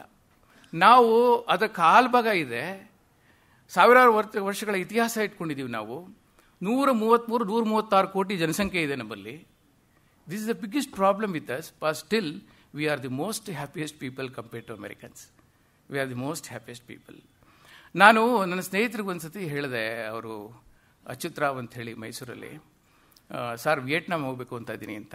ಯಾಕೆ ಅಂದರು. 3 ವಿಷಯ ಸರ್. ವಿಯೆಟ್ನಾಮಲ್ಲಿ ಜನ 100-105 ವರ್ಷ ಬದುಕ್ತಾರಂತೆ. I want to know the secret of that. ಆಮೇಲೆ ಅವರು ಕ್ವಿಝಿನ್ಗೆ ಭಾಳ ಫೇಮಸ್ಸು, ಒಳ್ಳೆ ಪದಾರ್ಥಗಳನ್ನ ಪ್ರೊಡ್ಯೂಸ್ ಮಾಡ್ತಾರೆ, ಏನು ಅಂತ ತಿಳ್ಕೋಬೇಕು. ಇನ್ನೊಂದೇನು ಅಂದರೆ, ಅಮೇರಿಕಾ ಅಂತ ದೊಡ್ಡ ದೇಶನ ಡಿಫೀಟ್ ಮಾಡಿದ್ರು ಸರ್ ವಾರಲ್ಲಿ. ಭಾಳ ಖುಷಿ ನನಗೆ. ನೋಡಬೇಕು ಅವ್ರದ್ದು ಸೀಕ್ರೆಟ್ ಏನು ಹೇಗೆ ಅಂತೇಳಿ ಅಂತ. ಆಮೇಲೆ ಅವ್ರು ಅದೆಲ್ಲ ಸರಿ, ನೀನು ಅದನ್ನು 100 ವರ್ಷ, 105 ವರ್ಷ, 110 ವರ್ಷ ಅವೆಲ್ಲ ಬದುಕಿರೋದಕ್ಕೆ ನೀನು ನೋಡೋಕ್ಕೆ ಅಮೆರಿಕ ಹೋಗೋದೇನು ಬೇಕಾಗಿಲ್ಲ, ಚಾಮರಾಜನಗರ ತಾಲೂಕು ಯಳಂದೂರ್ಗೆ ಹೋಗು, ಅಲ್ಲಿ ಬೇಕಾಚಾರ ಸಿಗ್ತಾರೆ ನಿನಗೆ ಅಂತ. ಯಾಕೆಂದರೆ ದೇ ಆರ್ ಕಂಟೆಂಟೆಡ್ ಲೈಫು. 105-110 ವರ್ಷ ಅವ್ರನ್ನೇನು ಯಾವುದಕ್ಕೂ ತಲೆ ಕೆಡಿಸ್ಕೊಳ್ಳಲ್ಲ, ಏನು ತಲೆ ಕೆಡಿಸ್. ಇವತ್ತು ಬದುಕಬೇಕು, ನಾಳೆಗೆ yesterday is a mystery, tomorrow ಅದೇ yesterday is a history, tomorrow is a mystery, today is my day, ಅಷ್ಟೇ. ಅಷ್ಟರ ಬಗ್ಗೆ ಯೋಚನೆ ಮಾಡ್ತಾರೆ. ಆಮೇಲೆ ಸಂಘಜೀವಿಗಳು ಕೂಡಿ ಬದುಕ್ತಾರೆ. Most important is that. ಅದು ಮನುಷ್ಯನಿಗೆ ಅದು ಬೇಕಾಗಿರೋದು.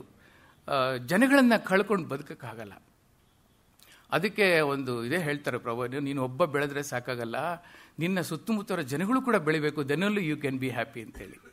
ಇದು ಈ ನೀಚತನ ಅಲ್ಲಿ ಬರುತ್ತೆ. ನಾನು ಒಬ್ಬನು ಚೆನ್ನಾಗಿದ್ದರೆ ಸಾಕು, ಯಾರಾದರೂ ಸಾಯಲಿ ಅಂತ ಯೋಚನೆ ಮಾಡೋದು ಭಾಳ ತಪ್ಪು. ಅಸುರಕ್ಷತೆ ಅದು ಆ್ಯಕ್ಚುಲಿ ಜೀವನದಲ್ಲಿ.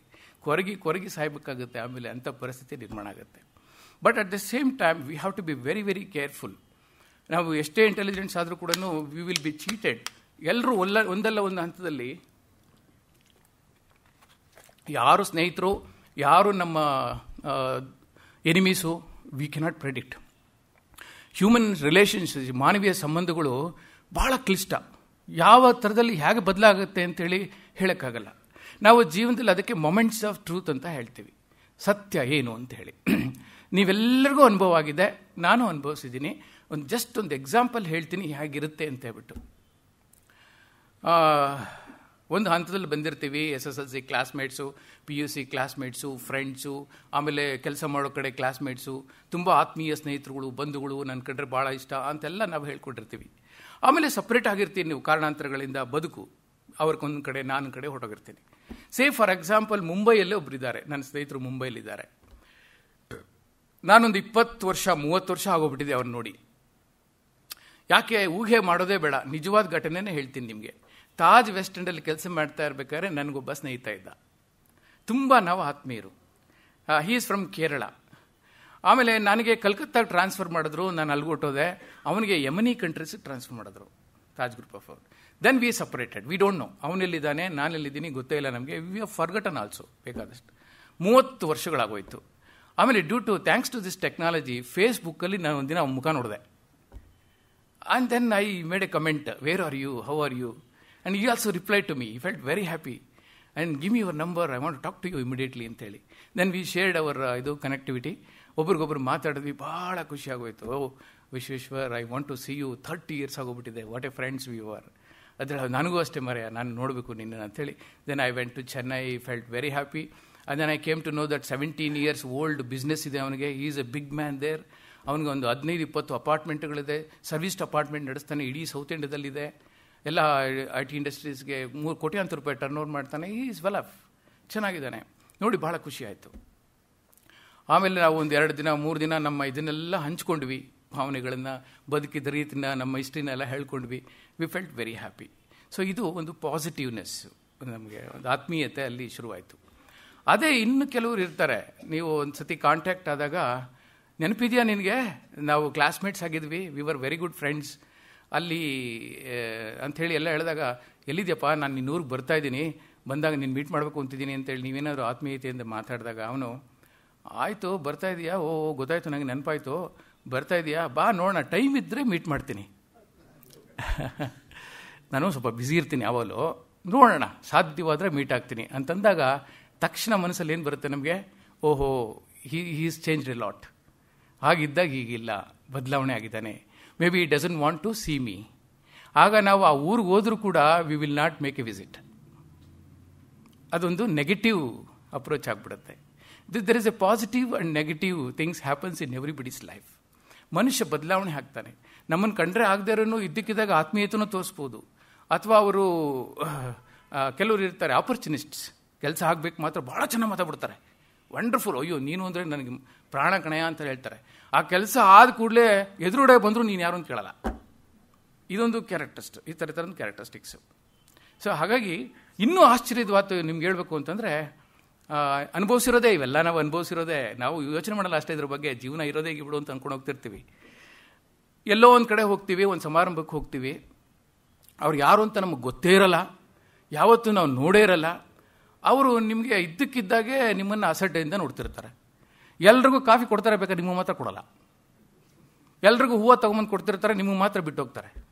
ಸರ್ ನಮಗೆ ಅವಾಗ ಆಶ್ಚರ್ಯ ಆಗುತ್ತೆ, ಯಾಕೆ? I don't even no who is this. ಅವರು ನನಗೂ ಪರಿಚಯನೇ ಇಲ್ಲ. ಅವರು ಸ್ವಲ್ಪ ಭೇದ ತೋರಿಸ್ತಾ ಇದ್ದಾರಲ್ಲ ನನಗೆ, ನನ್ನ ಕಂಡ್ರೆ ಅಸಡ್ಡೆ ಇದೆಯಲ್ಲ ಅವರಿಗೆ. ಬೇರೆ ಎಲ್ಲರನ್ನೂ ಅಪ್ಯಾಯಮಾನವಾಗಿ ನೋಡ್ತಿದ್ದಾರೆ, ಆದರೆ ನನ್ನನ್ನು ಯಾಕೆ ಕೀಳಾಗಿ ನೋಡ್ತಾರೆ ಅಂಥೇಳಿ ನಮಗೆ ಮನಸ್ಸಿನಲ್ಲಿ ಅಳುಕ ಶುರುವಾಗುತ್ತೆ.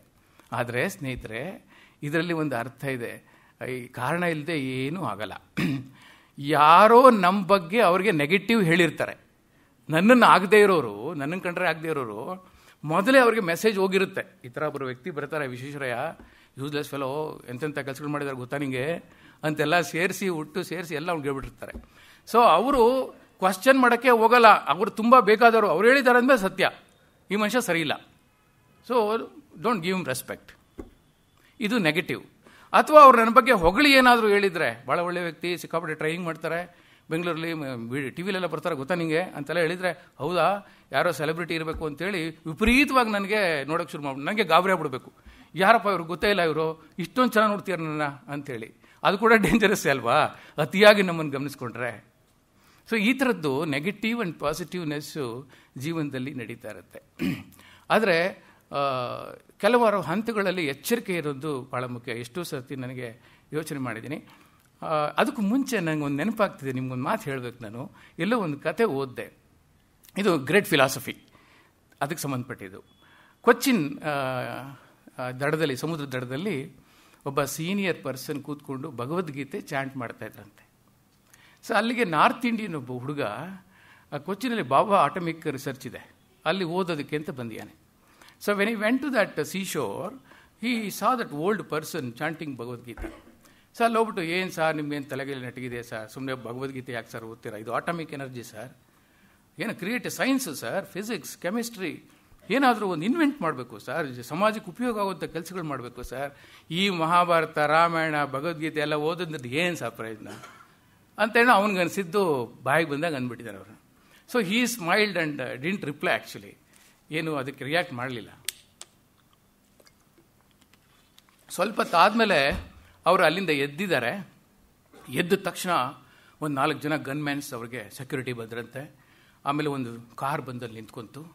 Somebody open a door, they made him to sit inside. ಆಗ ಇವನಿಗೆ ಗಾಬರಿ ಆಗ್ಬಿಟ್ಟಿದೆ, ಯಾರೋ ದೊಡ್ಡ ವ್ಯಕ್ತಿ, ಇವ್ರು ನಾನು ಈಗ ಅಂದ್ಬಿಟ್ನಲ್ಲ ಅಂಥೇಳಿ ತಕ್ಷಣ ಓಡ್ ಬಂದು ಅವ್ರ ಕಾಲು ಬಿದ್ದು, ದಯವಿಟ್ಟು ಕ್ಷಮಿಸಬೇಕು ಸರ್, ನಾನು ಏನೋ ನನಗೆ ಅನಿಸಿದ್ದು ಅಂದ್ಬಿಟ್ಟೆ ಸರ್, ಬೇಜಾರು ಮಾಡ್ಕೋಬೇಡಿ ಸರ್, ನೀವು ಇಷ್ಟು ದೊಡ್ಡ ವ್ಯಕ್ತಿಗಳು ಅಂತ ಗೊತ್ತಿರಲಿಲ್ಲ, ಅವ್ನಿಗೆ ಆಗಲೂ ಗೊತ್ತಿಲ್ಲ ಯಾರು ಅಂತೇಳಿ. So that person was doctor Vikram Sarabhai, ಆಗಿನ ಚೇರ್ಮನ್ ಅಟಮಿಕ್ ಇದು. ಆಗ ವಿಕ್ರಮ್ ಸಾರಾಭಾಯ್ ಅವರು ಕರೆದು ಹೇಳಿದ್ರಂತೆ ಅವನಿಗೆ, look my dear young man, there is no creation without a creator in this world. ಜಗತ್ತಿನಲ್ಲಿ ಕ್ರಿಯೇಟರ್ ಇಲ್ಲದೆ ಕ್ರಿಯೇಷನ್ ಏನೂ ಆಗಲ್ಲ. So that is there in Bhagavad Gita. You read Bhagavad Gita, you will understand. This is the voice of God. Bhagavad Gita andre ಏನು? It's a voice of God. He has shown you everything. He has given you everything. Whatever you become, ನೀನು ಏನೇ ಆಗು, ದೊಡ್ಡ scientist ಆಗು, ದೊಡ್ಡ ವ್ಯಕ್ತಿ ಆಗು, ಎಲ್ಲಕ್ಕೂ ಪ್ರೇರಣೆ ಆ ಭಗವಂತ ಮೇಲೆ ಅನ್ನೋದನ್ನು ಅರ್ಥ ಮಾಡ್ಕೊಂತೇಳಿ. ಆ ಒಂದು ಅವನ ನಿಶ್ಚಯ ಇಲ್ಲದೆ ಜಗತ್ತಲ್ಲಿ ಏನೂ ನಡೆಯಲ್ಲ. ಸೊ ಇದಿಷ್ಟನ್ನು ನಾವು ಮನಸ್ಸಲ್ಲಿ ಇಟ್ಕೊಂಡ್ಬಿಟ್ರೆ ನಾವು ಯಾವುದಕ್ಕೂ ತಲೆ ಕೆಡಿಸ್ಕೋಬೇಕಾಗೇ ಇಲ್ಲ. ಸೊ ನಮಗೆ ಜೀವನೋತ್ಸಾಹ ಇರಲಿ, ಜೀವನೋತ್ಸವ ಯಾವ ಹಂತದಲ್ಲೂ ನಾವು ಕಳ್ಕೋಬಾರದು ಅನ್ನೋದು ನನ್ನ ಬಲವಾದ ನಂಬಿಕೆ. ಅದೇ ನಮಗೆ ಕೊನೆಯಲ್ಲಿ ಹೆಲ್ಪ್ ಮಾಡುವಂಥದ್ದು.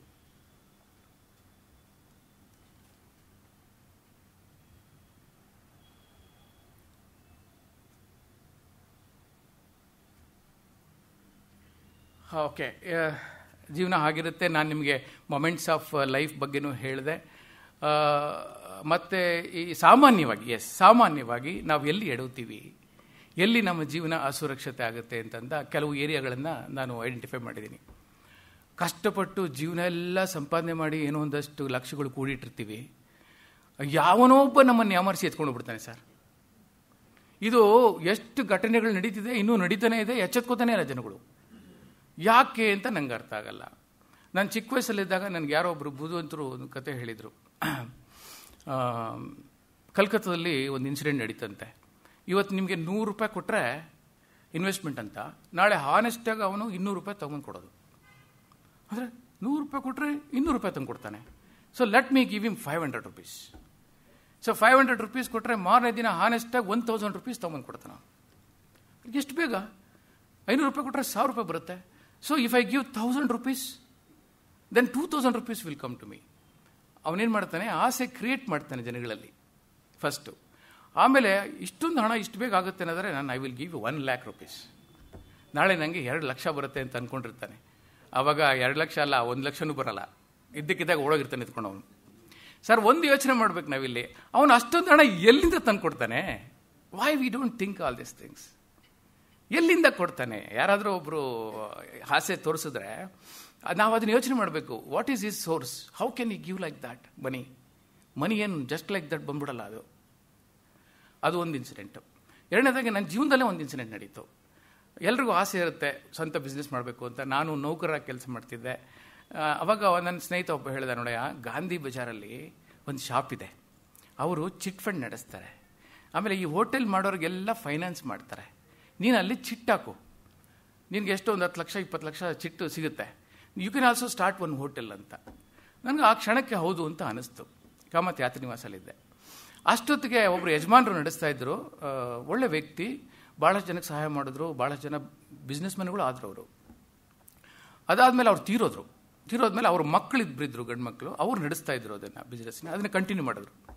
One day the elder son came to my office. ಯಾತ್ರಿ ನಿವಾಸಕ್ಕೆ ಬಂದು ಬೆಳಗ್ಗೆಯಿಂದ ಸಂಜೆವರೆಗೂ ಕೂತ್ಬಿಟ್ಟ, ಅಲ್ಲಿ ಬಿಡ್ತಾನೆ ಇಲ್ಲ, ನೀವೊಂದು ಚಿಟ್ಟು ಹಾಕಿ ಅಂತ. ಐ ಸೆಡ್, ನನಗೆ ಇಂಟ್ರೆಸ್ಟ್ ಇಲ್ಲಪ್ಪ, I don't believe in all those things. ಈ ಚೀಟ್ಗಳಲ್ಲಿ ವ್ಯವಹಾರದಲ್ಲಿ ನನಗೆ ಬರೋ ಸಂಬಳ ನಾನು ಜೀವನ ಮಾಡೋಕ್ಕಾಗುತ್ತೆ, ಅದರಲ್ಲಿ ಸೇವಿಂಗ್ಸ್ ಬೇರೆ ಎಲ್ಲಿ ಮಾಡಲಿ ನಾನು, I really don't have capacity to invest ಅಂತ ಹೇಳಿದ್ರು. ಎಷ್ಟು ಹೇಳಿದ್ರು ಅರ್ಥನೇ ಮಾಡ್ಕೋತಾ ಇಲ್ಲ, ನಿಮ್ಗೆ ಆದಷ್ಟು ಆಗಿ ನೀವು ₹500 ಕಟ್ಟಿ ತಿಂಗಳಿಗೆ ಸಾಕು, ಪರವಾಗಿಲ್ಲ, ನಿಮಗೆ ಒಳ್ಳೆಯದಾಗುತ್ತೆ ಅಂತೇಳಿ ಈ was very adamant. Finally I have to tell him very rough ಇದರಲ್ಲಿ ಹೇಳ್ಬೇಕಾಯ್ತು, ನೀವು look, I am not interested, please don't force me ಅಂತೇಳಿ ನಾನು ಬೈದು ಕಳಿಸ್ಬಿಟ್ಟೆ. ಆಮೇಲೆ ಯಾರಿಂದ ಇನ್ಫ್ಲೂಯೆನ್ಸ್ ಬೇರೆ ಮಾಡಿಸಿದ್ರು, ಹೇಳಿ ಅವ್ರಿಗೆ ಚಿಟ್ ಹಾಕಕ್ಕೆ ಹೇಳಿ ಅಂತ. ಯಾಕೋ ಮೊದಲಿಂದನೂ ನನಗೆ ಅದ್ರ ಬಗ್ಗೆ ಆಸಕ್ತಿ ಇಲ್ಲ, ಇದುವರೆಗೂ ನಾನು ಮಾಡಿಲ್ಲ, ಚಿಟ್ಟಿಂಗ್ ವ್ಯವಹಾರ ಮಾಡಲಿಲ್ಲ. ಅದಾದ ಒಂದು ವಾರಕ್ಕೆ ಐ ಗಾಟ್ ಎ ಇನ್ಫಾರ್ಮೇಷನ್. ನನ್ನ ಪ್ರಾಣ ಸ್ನೇಹಿತ ಕೂಡ ಅವನು ಚಿಟ್ಟು ಹಾಕಿದ್ದ, ತಲೆ ಮೇಲೆ ಕೈ ಇಟ್ಕೊಂಡು ಒಂದಿನ ಬಂದ, ಏನು ಅಂದೆ, ನಂದು ಹೋಯ್ತು ಕಣೋ, 5 ಲಕ್ಷ ಇನ್ವೆಸ್ಟ್ ಮಾಡಿದ್ದೆ ಕಣೋ, ಎಲ್ಲರದು ದುಡ್ಡು ಎತ್ಕೊಂಡು he's vanished, he's missing. Overnight Bengaluru vacate ಮಾಡಿಬಿಟ್ಟಿದ್ದಾನೆ, ಮನೆಯನ್ನು ಇಬ್ಬರಿಗೆ ಸೇಲ್ ಮಾಡಿದ್ದಾನೆ. ಎಂಥ ಕಿಲಾಡಿ! I don't know how we made that deal. ಒಬ್ರಿಗಲ್ಲ, ಇಬ್ಬರಿಗೆ ಸೇಲ್ ಮಾಡಿದ್ದಾನೆ ಅವನು. ಆಮೇಲೆ they all went and lodged a complaint, police complaint ಬಸವನಗುಡಿನಲ್ಲಿ. ಇದುವರೆಗೂ ನಂಬಿ ಬಿಟ್ಟರೆ ಬಿಡಿ ಟ್ರೇಸ್ ಆಗಿಲ್ಲ. ಒಂದು 20 ವರ್ಷ ಆಗೋಯ್ತು ಈ ಘಟನೆ ನಡೆದು. ಸಿಕ್ಕದ ಅಂತ ಆವಾಗಲೂ ಕೇಳ್ತಿದ್ದೆ ಅವನಿಗೆ, ಸಿಕ್ಕದೇನೋ ಅಂತ. ಎಲ್ಲ ಸಿಗ್ತಾನೆ ಕಣೋ, ಅವನು ಹೊಟ್ಟೋಗಿದ್ದಾನೆ, ಹೆಂಡತಿ ಮಕ್ಕಳನ್ನ ಆ TC ಬೇರೆ ತೊಗೊಂಡ್ಬಿಟ್ಟಿದ್ದಾನೆ ಸ್ಕೂಲಿಂದ. ಎಲ್ಲ ಕ್ಲೀನಾಗಿ ಪ್ಲ್ಯಾನ್ ಮಾಡಿದ್ದಾನೆ. ಮನೆ ಗಿನೆ ಆಸ್ತಿ ಎಲ್ಲ ಮಾಡಿಬಿಟ್ಟು ಎಷ್ಟೆಷ್ಟು ಆಗುತ್ತೋ ಅಷ್ಟು ರಾಬ್ ಮಾಡಿ ಜನಗಳ ದುಡ್ಡೆಲ್ಲ ಎತ್ಕೊಂಡು he went away. Probably must have amazed some crores. Common man's money it is. So ಎಲ್ಲಿದೆ ನಮಗೆ ಸುರಕ್ಷತೆ ಈ ಥರ ನೋಡಿದಾಗ? ಇವಾಗ ಪೊಲೀಸ್ನವ್ರು ನಾವು ಕಂಪ್ಲೇಂಟ್ ಕೊಡ್ತೀವಿ ಅಂತ ಇಟ್ಕೊಳ್ಳಿ, how can we blame them? It is an illegal thing. ಯಾವ ಡಾಕ್ಯುಮೆಂಟು ಇರಲ್ಲ ಅಲ್ಲಿ. ನಂಬಿಕೆ ಮೇಲೆ ಹಾಕಿರುವಂಥ ವ್ಯವಹಾರ. Court also cannot help us. ತಪ್ಪಾಗುತ್ತೆ ಅಲ್ಲಿ. ಸೆಕ್ಯೂರಿಟಿ ಅಂತ ಏನಿದೆ? ಅದೇ ನಮಗೆ ಇಂಟ್ರೆಸ್ಟ್ ಕಮ್ಮಿ ಬರ್ಬೋದು. ಬ್ಯಾಂಕಲ್ಲಿ ಇಟ್ಟರೆ ಎಷ್ಟು ಚೆನ್ನಾಗಿರುತ್ತೆ, ಸೇಫ್ ಅಲ್ವಾ? ಆ ಕೆಲವು ಬ್ಯಾಂಕ್ಗಳು ನಾವು ಯೋಚನೆ ಮಾಡಬೇಕು, ಕೋಆಪರೇಟಿವ್ ಬ್ಯಾಂಕ್ಸು ಅಂಥವೆಲ್ಲನೂ ಭಾಳ ಹಿಂದೆ. ಅದು ಏನಿದೆ ಸೆಕ್ಯೂರಿಟಿ ಅಂತ ಯೋಚನೆ ಮಾಡಿ ಇನ್ವೆಸ್ಟ್ಮೆಂಟ್ ಮಾಡಬೇಕಾಗತ್ತೆ. It's our money, end of the day it's our money, hard earned money. ಅದಕ್ಕೆ ಬೆಲೆ ಇದೆ.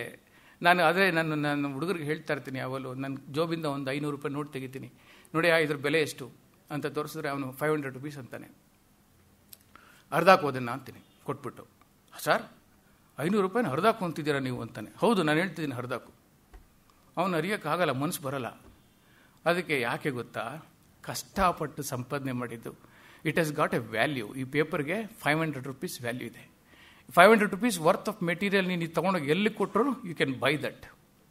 ಅದೇ ನಿನಗೆ ಲೀಲಾಜಾಲವಾಗಿ ಕಳ್ತನ ಮಾಡಿನೋ ಕದ್ದೋ ಇನ್ನೊಬ್ರು ತಲೆ ಮೇಲೆ ಕೈ ಇಟ್ಟು ನೀನು ಸಂಪಾದನೆ ಮಾಡಿದರೆ you don't know the value, you will tear it off. ಅವನಿಗೆ ಆಗಲ್ಲ, ಅದು ಬೆಲೆ ಗೊತ್ತಿರಲ್ಲ. So the difference between hard work and easy overnight ದುಡ್ಡು ಮಾಡೋದಕ್ಕೂ ಏನಪ್ಪ ಅಂತಂದರೆ, ಅದರ economic value 500 rupees, but ethical value ಕಟ್ಟಕ್ಕಾಗಲ್ಲ. ಅದು ಕೋಟಿಗಳ ಸಮಾನ. ಸೊ ಈ ಒಂದು ಇದನ್ನ ಜನಗಳು ಅರ್ಥ ಮಾಡ್ಕೊಂಡ್ಬಿಟ್ರೆ ಸಾಕು. ನಾವು ಕಷ್ಟಪಟ್ಟಿದ್ದನ್ನು ನಾವು ಉಳಿಸ್ಕೊಂಡ್ರೆ ಸಾಕು, ಕಳ್ಕೋಬಾರದು ಅಷ್ಟೇ. ಇದು ಇವತ್ತಿಗೂ ನಡೀತಿದೆ ನಮ್ಮ ಸಮಾಜದಲ್ಲಿ. ಅದು ಹೇಗೆ ನಂಬಿಸ್ತಾರೆ ಜನಗಳನ್ನ ಅಂತ ಗೊತ್ತಿಲ್ಲ. ಸ್ಪೆಷಲಿ ಅದಕ್ಕೆ ಬಲಿಪಶುಗಳಾಗೋದು ಬಡವರೇ ಹೆಚ್ಚು. ಅವ್ರಿಗೆ ಏನೋ ಆಸೆಗಳು ಎಜುಕೇಷನ್ಗಾಗುತ್ತೆ, ಹಾಗೆ ಹೇಳಿರ್ತಾರೆ ಅವರು, ನಿನ್ನ ಮಗನ ಎಜುಕೇಷನ್ ಕೊಡ್ತೀವಿ, ನೀನೊಂದು ಮನೆ ಕಟ್ಕೋಬೋದು ಅಂತ ಕನಸು ಕಾಣ್ತಾ ಇರ್ತಾರೆ. ಪಾಪ ಬೆಂಗಳೂರಲ್ಲಿ ಮನೆ ಅಂದರೆ it's not it easy. So ಇದೆಲ್ಲ ಮಾಡೋದ್ರಿಂದ ನಮಗೆ ಉಪಯೋಗ ಆಗುತ್ತಲ್ಲ ಅಂಥೇಳಿ ಒಂದು ಚಿಟ್ ಅಂತ ಹಾಕಕ್ಕೆ ಹೋಗ್ತಾರೆ. ಇದು ಭಾಳಷ್ಟು ಕೇಳಿದ್ದೀನಿ ನಾನು ವೃತ್ತಿ ಜೀವನದಲ್ಲಿ. ಬರ್ಬಾದ್ ಆಗ್ಬಿಡ್ತಾರೆ ಸರ್, ಬರ್ಬಾದ್ ಆಗ್ಬಿಡ್ತಾರೆ. ನೋಡಿ, ಒಬ್ಬ ಇನ್ನೋಸೆಂಟು 1200 ರೂಪಾಯಿ ಸಂಬಳ, ಅವನಿಗೆ LIC ಪಾಲಿಸಿ ಮಾಡಿಸಿದ್ದಾನೆ ಯಾರೋ ಏಜೆಂಟ್ ಬಂದು ಅವನ ಹತ್ರ.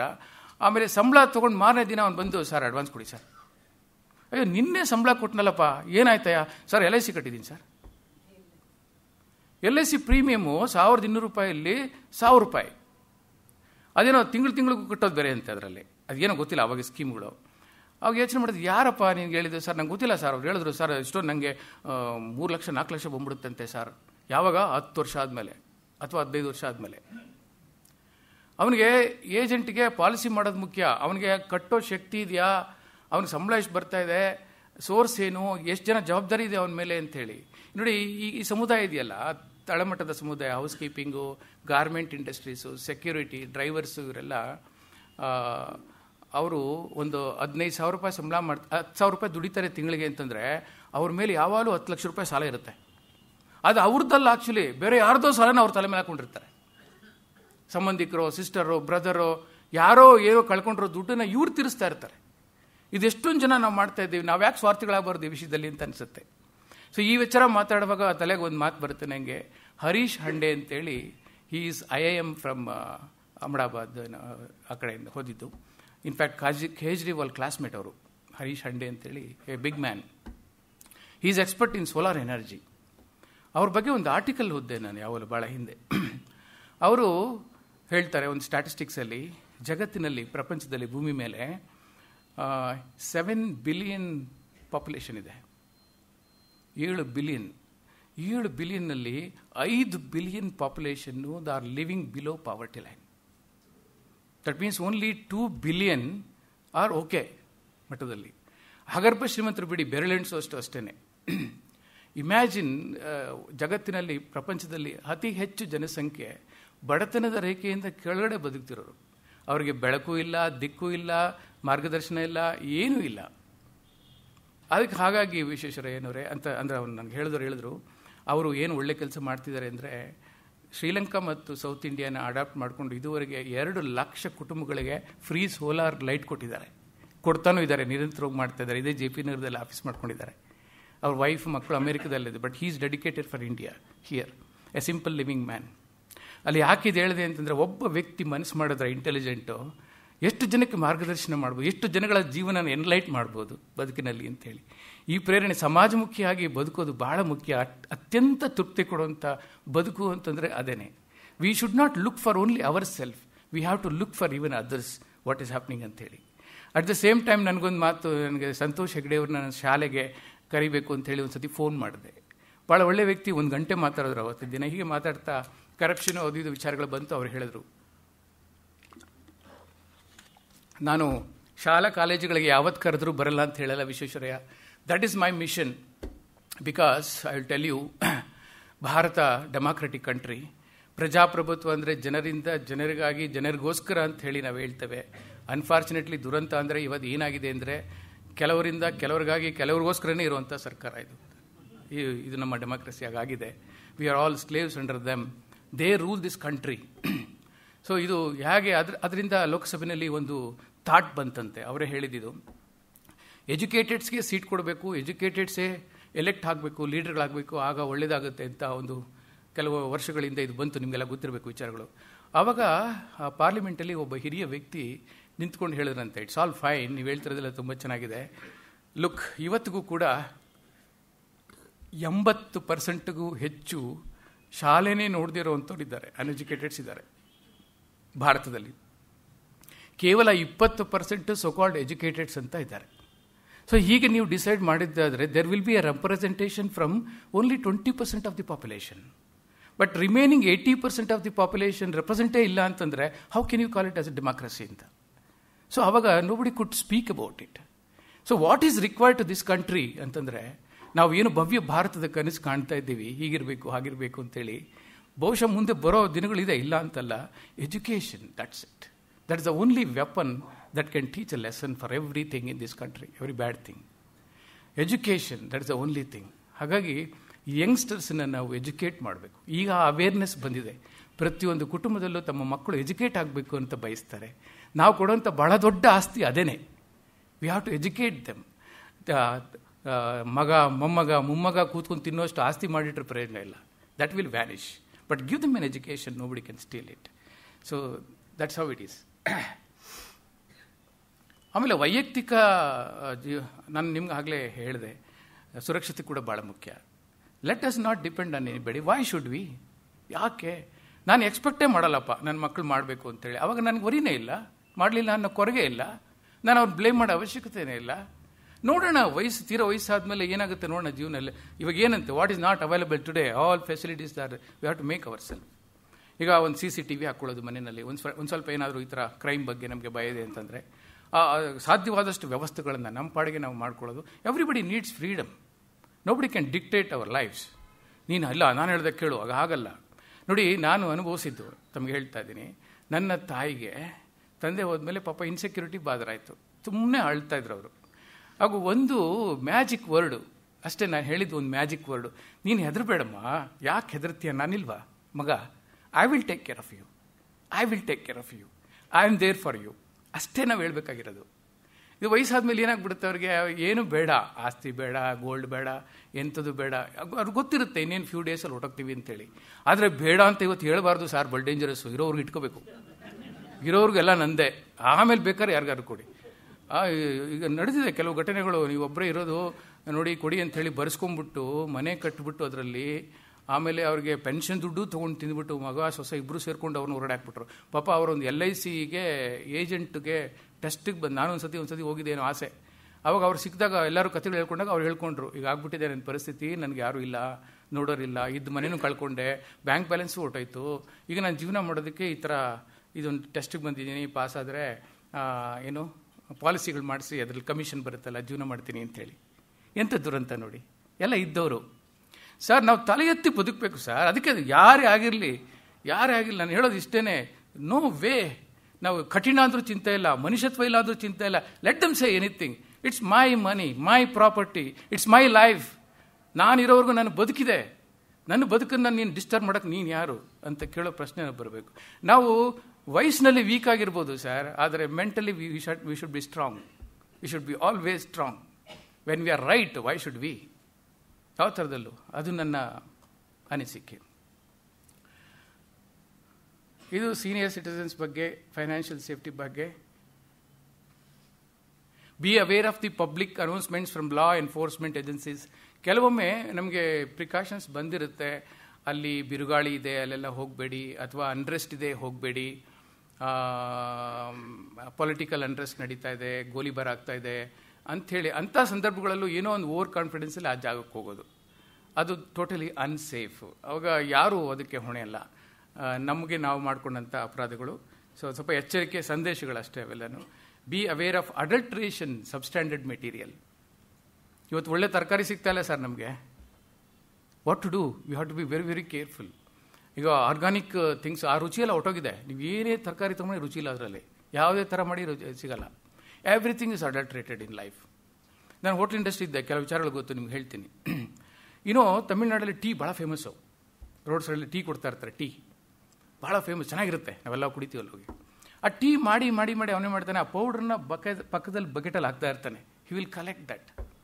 ಸೊ ಒಂದು ಬಕೆಟ್ ಆದಮೇಲೆ ನಾವು ಅದರ ಬಗ್ಗೆ ತಲೆ ಕೆಡಿಸ್ಕೊಳ್ಳಲ್ಲ. ಅದನ್ನು ಬಕೆಟ್ ಆದಮೇಲೆ ತೊಗೊಂಡೋಗ್ಬಿಟ್ಟು ಹಿಂದ್ಗಡೆ ಒಂದು ದೊಡ್ಡ ಚಾಪೆ ಹಾಕ್ಬಿಟ್ಟು ಅದ್ರ ಮೇಲೆ ಹಾಕ್ಬಿಟ್ಟು ಅದನ್ನೆಲ್ಲ ಒಣಗಿಸ್ತಾನೆ ಅವನು, ಟೀ ಪೌಡ್ರನ್ನ, ಯೂಸ್ಡ್ ಟೀ ಪೌಡ್ರು. ಅದು ಮತ್ತೆ ಒಣಗಿಸ್ತಾರೆ. Then they'll repack that again. Repack ಮಾಡಿ ಅದ್ರ ಮೇಲೆ ಸ್ವಲ್ಪ ಫ್ಲೆಶ್ ಫ್ಲೇವರ್ ಇರುವಂಥ ಟೀ ಹಾಕ್ಬಿಡ್ತಾರೆ. ಲೂಸ್ ಪ್ಯಾಕೆಟ್ಸ್ನ ಅಂಗಡಿಗಳಿಗೆ ಕೊಟ್ಟು ಮಾರ್ತಾರೆ. So what is that we are drinking? Used tea powder again. ಇನ್ನು ಕೆಲವೊಮ್ಮೆ ಹುಣಸೆ ಬೀಜ ಮಿಕ್ಸ್ ಮಾಡೋದು ನಿಮ್ಗೆ ಗೊತ್ತಿದೆ, ಅವಾಗೆಲ್ಲ ನಡೀತಾ ಇತ್ತು. ಹುಣಸೆ ಬೀಜ ಮಿಕ್ಸ್ ಮಾಡಿ ಅಡಲ್ಟ್ರೇಷನ್. ಇವೆಲ್ಲ ಅಡಲ್ಟ್ರೇಷನ್ ಏನು ಮಾಡ್ತಾರೆ ಅಂದರೆ, ಚೀಪಾಗಿರಬೇಕು, ದುಡ್ಡು ಆದಷ್ಟು ಬೇಗ ದುಡ್ಡು ಮಾಡಬೇಕು. ಸೊ ಇದ್ರ ಬಗ್ಗೆ ನಾವು ಸ್ವಲ್ಪ ಕೇರ್ಫುಲ್ ಆಗಿರಬೇಕು. ಆಮೇಲೆ ತೂಕಗಳಲ್ಲಿ ಹೆಚ್ಚು ಕಮ್ಮಿ ಮಾಡ್ತಾಯಿದ್ರು. ಅಫ್ಕೋರ್ಸ್ ಇವಾಗೆಲ್ಲ ಸ್ವಲ್ಪ ಬಂದಿದೆ. ಬಟ್ ಈಗೇನು ಮಾಡ್ತಾರೆ, ರೇಟ್ ಜಾಸ್ತಿ ಆಗ್ತಿರುತ್ತೆ, ಕ್ವಾಂಟಿಟಿ ಕಮ್ಮಿ ಆಗ್ತಿರುತ್ತೆ. But we are not going to question ಮಾಡೋಕ್ಕಾಗಲ್ಲ ನಮ್ಮ ಕೈಯಲ್ಲಿ. ಅದು ಕೆಲವು ಜಾಗದಲ್ಲಿ ಆಗಿ ಮಾಡೋಕ್ಕಾಗಲ್ಲ. ನೀವು ಬಿಹಾರ್, ವೆಸ್ಟ್ ಬೆಂಗಾಲಲ್ಲೆಲ್ಲ ಹೋಟೆಲ್ಸಲ್ಲಿ ಹೋಗ್ಬಿಟ್ಟು ಅವ್ನು ಏನಾದರೂ ಸ್ವಲ್ಪ ರೇಟ್ ಜಾಸ್ತಿ ಮಾಡಿದ್ರೆ, ಕ್ವಾಂಟಿಟಿ ಕಮ್ಮಿ ಆಯಿತು ಅಂದರೆ ಹಿಡ್ಕೊಂಡು ಹೊಡೆದಾಕ್ಬಿಡ್ತಾರೆ ಜನ ಅಲ್ಲಿ. ಅಷ್ಟರ ಮಟ್ಟಿಗೆ ಅವೇರ್ನೆಸ್ ಇದೆ ಅವರಿಗೆ. ಅವ್ರಿಗೆ ಕೊಡ್ಬೇಕು, ಜನ ಕೊಡಲೇಬೇಕು. ಇಲ್ಲಿ ಎಕ್ಸ್ಟ್ರಾ ಚಟ್ನಿ 5 ರೂಪಾಯಿ ಎಕ್ಸ್ಟ್ರಾ ಆಗುತ್ತೆ. ಇಡ್ಲಿ ಕೊಟ್ಮೇಲೆ ಚಟ್ನಿ ಕೊಡದೇ ಇದ್ರೆ ಯಾಕೆ ಸರ್, ಯಾಕೆ ತಿನ್ನೋದು ನಾವು? ಇದೆಲ್ಲ ಇದೆ. ಆಮೇಲೆ ಆನಿಯನ್ ಏನು ರೇಟ್ ಜಾಸ್ತಿ ಆಗೋಗ್ಬಿಡ್ತಂದ್ರೆ ಆನಿಯನ್ನೇ ಹಾಕಲ್ಲ ಪಲ್ಯಕ್ಕೆ, ಕೋಸ್ ಹಾಕ್ತಾರೆ ಅದ್ರ ಬದಲು. ಎಷ್ಟು ಚೆನ್ನಾಗಿ ಉಪಯೋಗಿಸ್ತಾರೆ ಅಂತಂದರೆ ತಲೆಗಳು, ಏನು ಮಾಡೋಕ್ಕಾಗಲ್ಲ ಈಗೆಲ್ಲ. ಸೊ ಅಡಲ್ಟ್ರೇಷನ್ ಬಗ್ಗೆ ನಾವು ಭಾಳ ಎಚ್ಚರಿಕೆಯಿಂದ ಇರಬೇಕು. ಆಮೇಲೆ ಎಲ್ಲವೂ ಕಲರಿಂಗ್, ಬಾಳೆಹಣ್ಣು, ಆಪಲ್ಲು ಏನು ತಿನ್ನೋಕೆ ಹೋದ್ರೂ ಅದು ಎಲ್ಲ ಕೆಮಿಕಲ್ ಹಾಕ್ಬಿಡ್ತಿದ್ದಾರೆ ಈಗ. ಭಾಳ ಬೇಗ ಅದು ರೈಪ್ ಆಗುತ್ತೆ. ಸರ್ ಏನು ತಿನ್ನಬೇಕು ಗೊತ್ತಿಲ್ಲ ಸರ್, ನ್ಯಾಚುರಲ್ ಯಾವುದು ಅಂತ ನನಗೂ ಗೊತ್ತಿಲ್ಲ. ಸೊ ಹಾಗಾಗಿ ಇವತ್ತು ತೋಟಗಳು ನನಗನ್ಸುತ್ತೆ, ಹಣವಿದ್ದವರು, ಶಕ್ತಿ ಇದ್ದವರು, ಆಯಿತು ನಮ್ಮ ಜೀವನ ಸಾಕು ಈ ಬೆಂಗಳೂರು ಅಂತ ಹೇಳ್ಬಿಟ್ಟು ಎಲ್ಲೋ ಒಂದು ಅರ್ಧ ಎಕರೆ ದೂರ ಹೋಗ್ಬಿಟ್ಟು ಮೈಸೂರಿಂದನೋ ಭಾಳ ದೂರದಲ್ಲಿ ಒಂದು ತೋಟದ ಮನೆ ಮಾಡ್ಕೊಂಡು ಅಲ್ಲೇ ಬೆಳ್ಕೊಂಡು ತಿಂದರೆ ಅದು ಒಳ್ಳೆಯದು ಸರ್. ನನ್ನ ಸ್ನೇಹಿತರೊಬ್ರು ಮಾಡ್ತಿದ್ದಾರೆ. Is a senior vice president software ಕಂಪ್ನಿನಲ್ಲಿ. ಒಂದು 5 ಎಕರೆ ಕಾವೇರಿ ಟಿ ನರಸೀಪುರದ ಹತ್ರ ತೊಗೊಂಡ್ಬಿಟ್ಟಿದ್ದಾರೆ, ಮಾಡಿಬಿಟ್ಟು ತೋಟ ಮಾಡಿದ್ದಾರೆ. ತುಂಬ ಚೆನ್ನಾಗಿದೆ. ಆಗ ಹೋಗ್ತೀವಿ. ನಮ್ಮ ಮುಂದಿನ ಗುರಿ ಏನು ಅಂತಂದರೆ, ಒಂದು ವೃದ್ಧಾಶ್ರಮ ಮಾಡಬೇಕು ಅಲ್ಲಿ ಅಂತೇಳಿ. ನಮ್ಮ ಕೈಲಾದ ಸಹಾಯ ಫ್ರೀಯಾಗಿ ಅಲ್ಲಿ ಅವ್ರ ಜೊತೆಯಲ್ಲಿ ಕಳ್ಕೊಂಡು ಕೊನೆಯ ಗಳಿಗೆಯಲ್ಲಿ ನಾವು ಕಳಿಬೇಕು ಅನ್ನೋದು ನನ್ನ ಕೂಡ ಮಹತ್ತರವಾದ ಆಸೆ. ಅಲ್ಲಿ ಒಂದು ತೊಟ್ಟಿ ಮನೆ ಕಟ್ಟಿಸ್ತಾ ಇದ್ದೀನಿ ನಾನು. ಹಳೆಯ ಜೀವನ ಹೇಗಿತ್ತು ಹಾಗೆ ಡಿಸೈನ್ ಮಾಡೋಕ್ಕೆ ಹೇಳಿದ್ದೀನಿ, ನಡೀತಾ ಇದೆ. ಮಧ್ಯೆ ಬೃಂದಾವನ ಇರಬೇಕು, ತುಳಸಿ ಗಿಡ ಇರಬೇಕು, ಒಟ್ಟಾರೆ ಇರಬೇಕು. ಅದು ಆದಮೇಲೆ ರೂಮ್ಗಳು, ಅದಾದಮೇಲೆ ಒಂದು ಪ್ರಾರ್ಥನಾ ಮಂದಿರ, ಅಲ್ಲಿ ಯೋಗ, ಬೆಳಗ್ಗೆ ಪ್ರಾಣಾಯಾಮ, ಈ ಥರ ಒಂದು ಆಕ್ಟಿವಿಟೀಸ್ ಅವ್ರಿಗೆ ಗೊತ್ತೇ ಆಗಬಾರ್ದು. ಅವ್ರಿಗೆ ಜೀವನ ಹೇಗೆ ಬೆಳಗ್ಗೆಯಿಂದ ಸಂಜೆವರೆಗೂ ಕಳೀತೆ ಅಂತ ಕೂಡ ಗೊತ್ತಾಗಬಾರ್ದು. ಅವ್ರನ್ನ ಉಪಯೋಗಿಸ್ಕೊಂಡು, ಯಾರ್ಯಾರಿಗೆ ಏನೇನು ಸ್ಕಿಲ್ ಇದೆ, ಏನೇನು ಟ್ಯಾಲೆಂಟ್ ಇದೆ ಎಲ್ಲವನ್ನೂ ಉಪಯೋಗಿಸ್ಕೊಂಡು, ಒಂದು ಕನಸಿದೆ ನನಗೆ ಹೀಗೆ ಬದುಕಬೇಕು ಅಂತೇಳಿ. ಬಹುಶಃ ಮುಂದೆ ಮಾಡ್ತೀನಿ ಅಂತ ಅಂದ್ಕೊಂಡಿದ್ದೀನಿ. So please careful about the adulteration. And then ಕೆಲವು ರೋಡ್ ಸೈಡಲ್ಲಿ ಪದಾರ್ಥಗಳು ಸಿಗುತ್ತೆ, ಬಾಯಿಗೆ ಭಾಳ ರುಚಿಯಾಗಿರುತ್ತೆ. ಅದು ಎಲ್ಲ ಸುಡ್ತಾ ಇರ್ತಾರೆ, ಎಲ್ಲ ಕಡೆ ತಿಂತಾರೆ, IT ಇಂಡಸ್ಟ್ರಿ ಸಿಕ್ಕಾಪಟ್ಟೆ ನಡೀತಿರುತ್ತೆ. ಬಟ್ ಈ ಜರ್ಮ್ ಟ್ರಾನ್ಸ್ಮಿಷನ್ ಆಗೋದು ಅಲ್ಲೇ. ಅದು ಎಲ್ಲಿ ಮ್ಯಾನುಫ್ಯಾಕ್ಚರ್ ಮಾಡ್ತಾರೆ ನಮ್ಗೆ ಗೊತ್ತಿಲ್ಲ. ನಮ್ಮ ಮುಂದೆ ಸುಡ್ತಿರ್ತಾರೆ ರೈಟ್, ಬಟ್ ಹಿಂದೆ ಎಲ್ಲಿ ಪ್ರಿಪೇರ್ ಆಗುತ್ತೆ, ಯಾವ ನೀರು ಉಪಯೋಗಿಸಿರ್ತಾರೆ, ಎಲ್ಲಿ ಕೊಳಕು ಜಾಗ, ಅವ್ರು ಒಳ್ಳೆ ಜಾಗದಲ್ಲಂತೂ ಮಾಡೋಕ್ಕೆ ಸಾಧ್ಯ ಇಲ್ಲ. ಭಾಳ ಚೀಪಾಗಿ ಕೊಡ್ತಿರ್ತಾರೆ. ಅದು ಹೇಗಾಗುತ್ತೆ? ಸೊ ಹಾಗಾಗಿ ಇಟ್ಸ್ ಡೇಂಜರಸ್ ಅನ್ಲೆಸ್ ಅಂಟಿಲ್ ನಮಗೆ ಅನಿವಾರ್ಯ ಏನೂ ಇಲ್ಲೇ ಇಲ್ಲ ಆ ಜಾಗದಲ್ಲಿ, ಅಲ್ಲೇ ತಿನ್ನಬೇಕು ಅಂದಾಗ ವಿಧಿ ಇಲ್ಲ, ಬಹುಶಃ ತಿನ್ನಬೇಕಾಗುತ್ತೇನೋ. ಅದ್ರ ಬದಲು ನಾನೊಂದು ಕೆಲಸ ಮಾಡ್ತೀನಿ, ಆ ಥರ ತಿನ್ನೋದಕ್ಕಿಂತ ಒಂದು ಎಳ್ನೀರು ಕುಡಿದ್ಬಿಡೋದು, 4 ಬಾಳೆಹಣ್ಣು ತಿನ್ಬಿಡೋದು, ಕಡಲೆಪುರಿ ತಿನ್ಬಿಡೋದು ಅಷ್ಟೇ. ಅದು ನಮಗೆ ಸಾಕಾಗುತ್ತೆ ಆ ಟೈಮ್ಗೆ. ಏನು ಮಾಡಿದೆ, ದಟ್ ಇಸ್ ಓನ್ಲಿ ಥಿಂಗ್. ಕೆಲವೊಮ್ಮೆ ಊಟ ತೊಗೊಳ್ತೀವಿ ನಾವು, ಅದರಲ್ಲಿ ಯಾವುದು ರುಚಿಯಾಗಿರಪ್ಪ ಅಂತಂದರೆ, ಎಲ್ಲ ಪದಾರ್ಥಗಳಲ್ಲಿ ರುಚಿಯಾದ ಪದಾರ್ಥ ಯಾವುದು ಅಂದರೆ ಕೊನೆಗೆ ಮೊಸರು ಅಷ್ಟೇ, ಇನ್ಯಾವುದು ರುಚಿ ಇರಲ್ಲ. ಈ ತಪ್ಪು ಕಲ್ಪನೆ ಏನು ಜನಗಳಲ್ಲಿ ಕುಕ್ಸಲ್ಲಿ ಈ ಕಾಲದಲ್ಲಿ ಅಂತಂದರೆ, ವಿಪರೀತವಾಗಿ ಮಸಾಲೆ ಹಾಕ್ಬಿಟ್ರೆ, ಎಣ್ಣೆ ಸುರಿದ್ಬಿಟ್ರೆ ಅದು ರುಚಿಯಾಗಿಬಿಡುತ್ತೆ ಅಂತ. ನಾಲಿಗೆಗೆ ರುಚಿ, but not to the health. ಆರೋಗ್ಯಕ್ಕೆ ರುಚಿ ಅಲ್ಲ ಅದು. ಯಾವ ಪದಾರ್ಥನ ಎಷ್ಟು ಹಾಕಿ, ಇನ್ಫ್ಯಾಕ್ಟ್ ಲೆಸ್ ಆಫ್ ಮಸಾಲ, ತುಂಬ ಕಮ್ಮಿ ಮಾಡಿದ್ರೆ ಅದು ಅಷ್ಟು ಒಳ್ಳೆಯದು. ಪದಾರ್ಥನೂ ಚೆನ್ನಾಗಿರುತ್ತೆ. ಪದಾರ್ಥ ಯಾವ್ದಾರ ತಿಂದರೆ ಮತ್ತೆ ತಿನ್ನಬೇಕು ಅಂತ ಅನ್ನಿಸ್ಬೇಕು, ಆ ರೀತಿ ಇದ್ದಾಗ ಮಾತ್ರ ಚೆನ್ನಾಗಿರುತ್ತೆ. ಅದೆಲ್ಲ ನಾವು ಹಳ್ಳಿಗಳಲ್ಲಿ ನೆನೆಸ್ಕೊಂಡ್ರೆ ಬಾಯಲ್ಲಿ ನೀರಿರುತ್ತೆ. ನಮ್ಮ ತಾಯಿ ಹೇಳ್ತಿರೋ, ಹೋಗು ಹುಣಸೆ ಕಾಲ ಚಿಗುರಿದೆ, ಚಿಗುರು ಕಿತ್ಕೊಂಬ, ಹುಣಸೆ ಹೂ ಕಿತ್ಕೊಂಬ ಅಂತ ಬುಟ್ಟಿಗಟ್ಟಲೆ ಕಿತ್ಕೊಂಬರ್ತಾ ಇದ್ದೆ. ಆ ಹುಣಸೆ ಚಿಗುರಲ್ಲಿ ಸಾರು ಮಾಡಿ ರಾಗಿ ಮುದ್ದೆ ಕೊಡೋರು ಸರ್, ಏನು ಹೇಳಬೇಕು ಅದರ ಆರೋಗ್ಯದ ಇದು. ಅದು that is safe in all respect. ದೇವ್ರು ಕೊಟ್ಟರೆ ಒಂದು ದೊಡ್ಡ ವರ ನಮಗಿದೆ. ನಾನು ಓದ್ ಕಡೆಯಲ್ಲೆಲ್ಲ ಹೇಳ್ತಾ ಇರ್ತೀನಿ, ನಾನು ಹೋಟ್ಲ್ ಇಂಡಸ್ಟ್ರಿಯಲ್ಲಿ 18 ವರ್ಷ ಕೆಲಸ ಮಾಡಿದ್ದೀನಿ. ನಾನು ತಿಂದೇ ಇರೋ ಪದಾರ್ಥ ಎಲ್ಲ Indian, North Indian, oriental, continental, Chinese, Schezwan style, ಆ ಸ್ಟೈಲು, ಈ ಸ್ಟೈಲು ಎಲ್ಲ ತಿಂದಿದ್ದೀನಿ ನಾನು ಈ ಕಡೆ ಈಸ್ಟರ್ನ್ ಕಂಟ್ರೀಸ್ ಎಲ್ಲ ಹೋದಾಗ. ಆದರೆ ಸರ್, ನನ್ನ ಸ್ವಂತ ಅಭಿಪ್ರಾಯ, ಒಂದು ರಾಗಿ ಮುದ್ದೆ ಈ ಎಲ್ಲವನ್ನೂ ಹೊಡೆದಾಕ್ಬಿಡುತ್ತೆ. ಸೈಡ್ ಎಫೆಕ್ಟೇ ಇಲ್ಲ. Wonderful gift from the God, it is given to us. ಒಂದು ಮುದ್ದೆ ಸಾರು, ಬೆಳಗ್ಗೆ ಒಂದು ರಾಗಿ ಮುದ್ದೆ, ಸೊಪ್ಪು ಸಾರು, ರಾಗಿ ಮುದ್ದೆ, ಕಾಳು ಹುಳಿ, ವಾಟ್ ಎವರ್ ವಿ ಲೈಕ್, ಅದನ್ನು ತಿನ್ಬಿಡ್ತು ಅಂತಂದರೆ ಏನು ಸಂಜೆವರೆಗೂ ನಮ್ಮನ್ನು ಹ್ಯಾಗೆ ಕಾಪಾಡುತ್ತೆ ಅಂತಂದರೆ, ಏನು ಕಣ್ಣು ಮುಚ್ಕೊಂಡು ನಾವು ಎಲ್ಲರೂ ಹೋಗ್ಬೋದು, ಕೆಲಸ ಮಾಡ್ಬೋದು. ಬಟ್ ಅನ್ಫಾರ್ಚುನೇಟ್ಲಿ 500 ರೂಪಾಯಿ ಕೊಟ್ಬಿಟ್ಟು ಪಿಜ್ಜಾ ತಿಂತೀವಿ, ರಾಗಿ ಮುದ್ದೆ ತಿನ್ನಲ್ಲ ನಾವು ಇವತ್ತು. ಅಂಥ ಪರಿಸ್ಥಿತಿ ಆಗಿದೆ. ದಾಳಿ ಆಗ್ತಿದೆ ನಮ್ಮ ಮೇಲೆ. ಸರ್, ನಮ್ಮಲ್ಲಿರುವಂಥ ಸತ್ವ ಇಡೀ ಜಗತ್ತಿಗೆ ನಾವು ಕೊಡ್ಬೋದು ಸರ್. ಇವತ್ತು June 21 ಇಂಟರ್ನ್ಯಾಷನಲ್ ಯೋಗ ಡೇ ಅಂತೇಳಿ ನರೇಂದ್ರ ಮೋದಿಯವರು ಡಿಕ್ಲೇರ್ ಮಾಡಿದ್ಮೇಲೆ ವಿ ಆರ್ ನಾಟ್, ನಮ್ಗೆ ಅವೇರ್ನೆಸ್ಸೇ ಇಲ್ಲ. ಸಾಮಾನ್ಯ ಜನಕ್ಕೆ ಹೋಗಿ ಸರ್, ಯಾರು ಮಾಡ್ತಾರೆ ಸರ್ ಯೋಗಾಸನ ಅಂತಾರೆ. ಅಮೇರಿಕಾದಲ್ಲಿ 2 ಕೋಟಿ ಜನ ಇವತ್ತಿನ ದಿನ ಪ್ರತಿದಿನ ಬೆಳಗ್ಗೆ ಸಂಜೆ ಸೂರ್ಯ ನಮಸ್ಕಾರ ಮಾಡ್ತಿದ್ದಾರೆ. ಇದು ಎಷ್ಟೊಂದು ಮಹತ್ವ ಇದೆ ಅದರಲ್ಲಿ ನೋಡಿ. 120ಕ್ಕೂ ಹೆಚ್ಚು ರಾಷ್ಟ್ರಗಳು ಅದನ್ನು ಅಳವಡಿಸ್ಕೊಂಡಿದ್ದಾರೆ ಇವತ್ತು. ಅದು ಪ್ರಾಣದ ಜೊತೆ ನಾವು ಎಕ್ಸಸೈಸ್ ಮಾಡ್ತೀವಿ, ಪ್ರಾಣಾಯಾಮ. ಎಂಥ ಆಧ್ಯಾತ್ಮ ಇದೆ ಸರ್ ಅದರಲ್ಲಿ, ಎಂಥ ಆಧ್ಯಾತ್ಮ ಇದೆ. ನಾನು ಕಂಡುಕೊಂಡಿದ್ದೆ ನಿಮ್ಗೆ ಹೇಳ್ತೀನಿ ನೋಡಿ. ನಾನು ಹೇಳಿದೆ, ನಿಮ್ಮ ನಾಗರಾಜ್ ಬಂದು ಮಾಡಿಸ್ತಿರ್ತಾರೆ, ರೋಗ ಎಕ್ಸ್ಪರ್ಟ್. ಅದರಲ್ಲಿ ಭ್ರಮರಿ ಆಸನ ಅಂತ ಮಾಡಿಸ್ತಾರೆ ಅವರು. ಅದೇನಂತಂದರೆ, ಈ ಪಂಚೇಂದ್ರಿಯಗಳು, ಕಿವಿ, ಕಣ್ಣು, ಮೂಗು ಎಲ್ಲವನ್ನು ಮುಚ್ಕೊಂಡು ನಾವು ಸೌಂಡ್ ಮಾಡಬೇಕು, ದುಂಬಿ ಥರ ಸೌಂಡ್ ಮಾಡಬೇಕು ಅಂತೇಳಿ. ಆಗ ಕಿವಿನೂ ಮುಚ್ಕೊಂಡು ಆಂತರಿಕವಾಗಿ ನಾವು ಆ ಸೌಂಡನ್ನು ಕೇಳಿಸ್ಕೊಂಡ್ರೆ ಇಂಟರ್ನಲ್ಲಿ ನಮಗೆ ಒಂದು ಸೌಂಡ್ ಕೇಳುತ್ತೆ, ಭೂ ಅಂತ ಒಂದು ರೀತಿ ಸೌಂಡ್ ಕೇಳುತ್ತೆ. ಅದನ್ನು ಕೇಳಿದೆ, ನಾನು ಅನುಭವಿಸ್ದೆ. ಇದನ್ನೆಲ್ಲೋ ಕೇಳಿದ್ದೀನಲ್ಲ ಅಂತ ಅನ್ನಿಸ್ತು. ಆಮೇಲೆ ವಾಟ್ಸಪ್ಗೆ ಹೋಗಿ ಕೂತ್ಕೊಂಡೆ. ಅಲ್ಲಿ ನಾಸಾದವರು ಅಮೆರಿಕದಲ್ಲಿ ಅಂತರಿಕ್ಷಕ್ಕೆ ಹೋಗಿ ಈ ಭೂಮಿಯ ಸೌಂಡನ್ನು ರೆಕಾರ್ಡ್ ಮಾಡಿದ್ದಾರೆ. ಆ ಭೂಮಿಯ ಸೌಂಡನ್ನು ನೀವು ಕೇಳಿ, ಬೇಕಾದ್ರೆ ಮನೆಗೆ ಹೋಗಿ ಇವಾಗ ಹೋಗಿ ಕೇಳಿ ನೀವು, ಅದೇ ಥರ ಸೌಂಡ್ ಬರುತ್ತೆ. ಅಂದರೆ ನಮ್ಮ ಋಷಿ ಮುನಿಗಳು ಸಾವಿರಾರು ವರ್ಷಗಳಿಂದ ಅದನ್ನು ಕಂಡುಕೊಂಡಿದ್ದಾರೆ ನೋಡಿ. So what does it mean? We are living in universe, entire universe is living within us.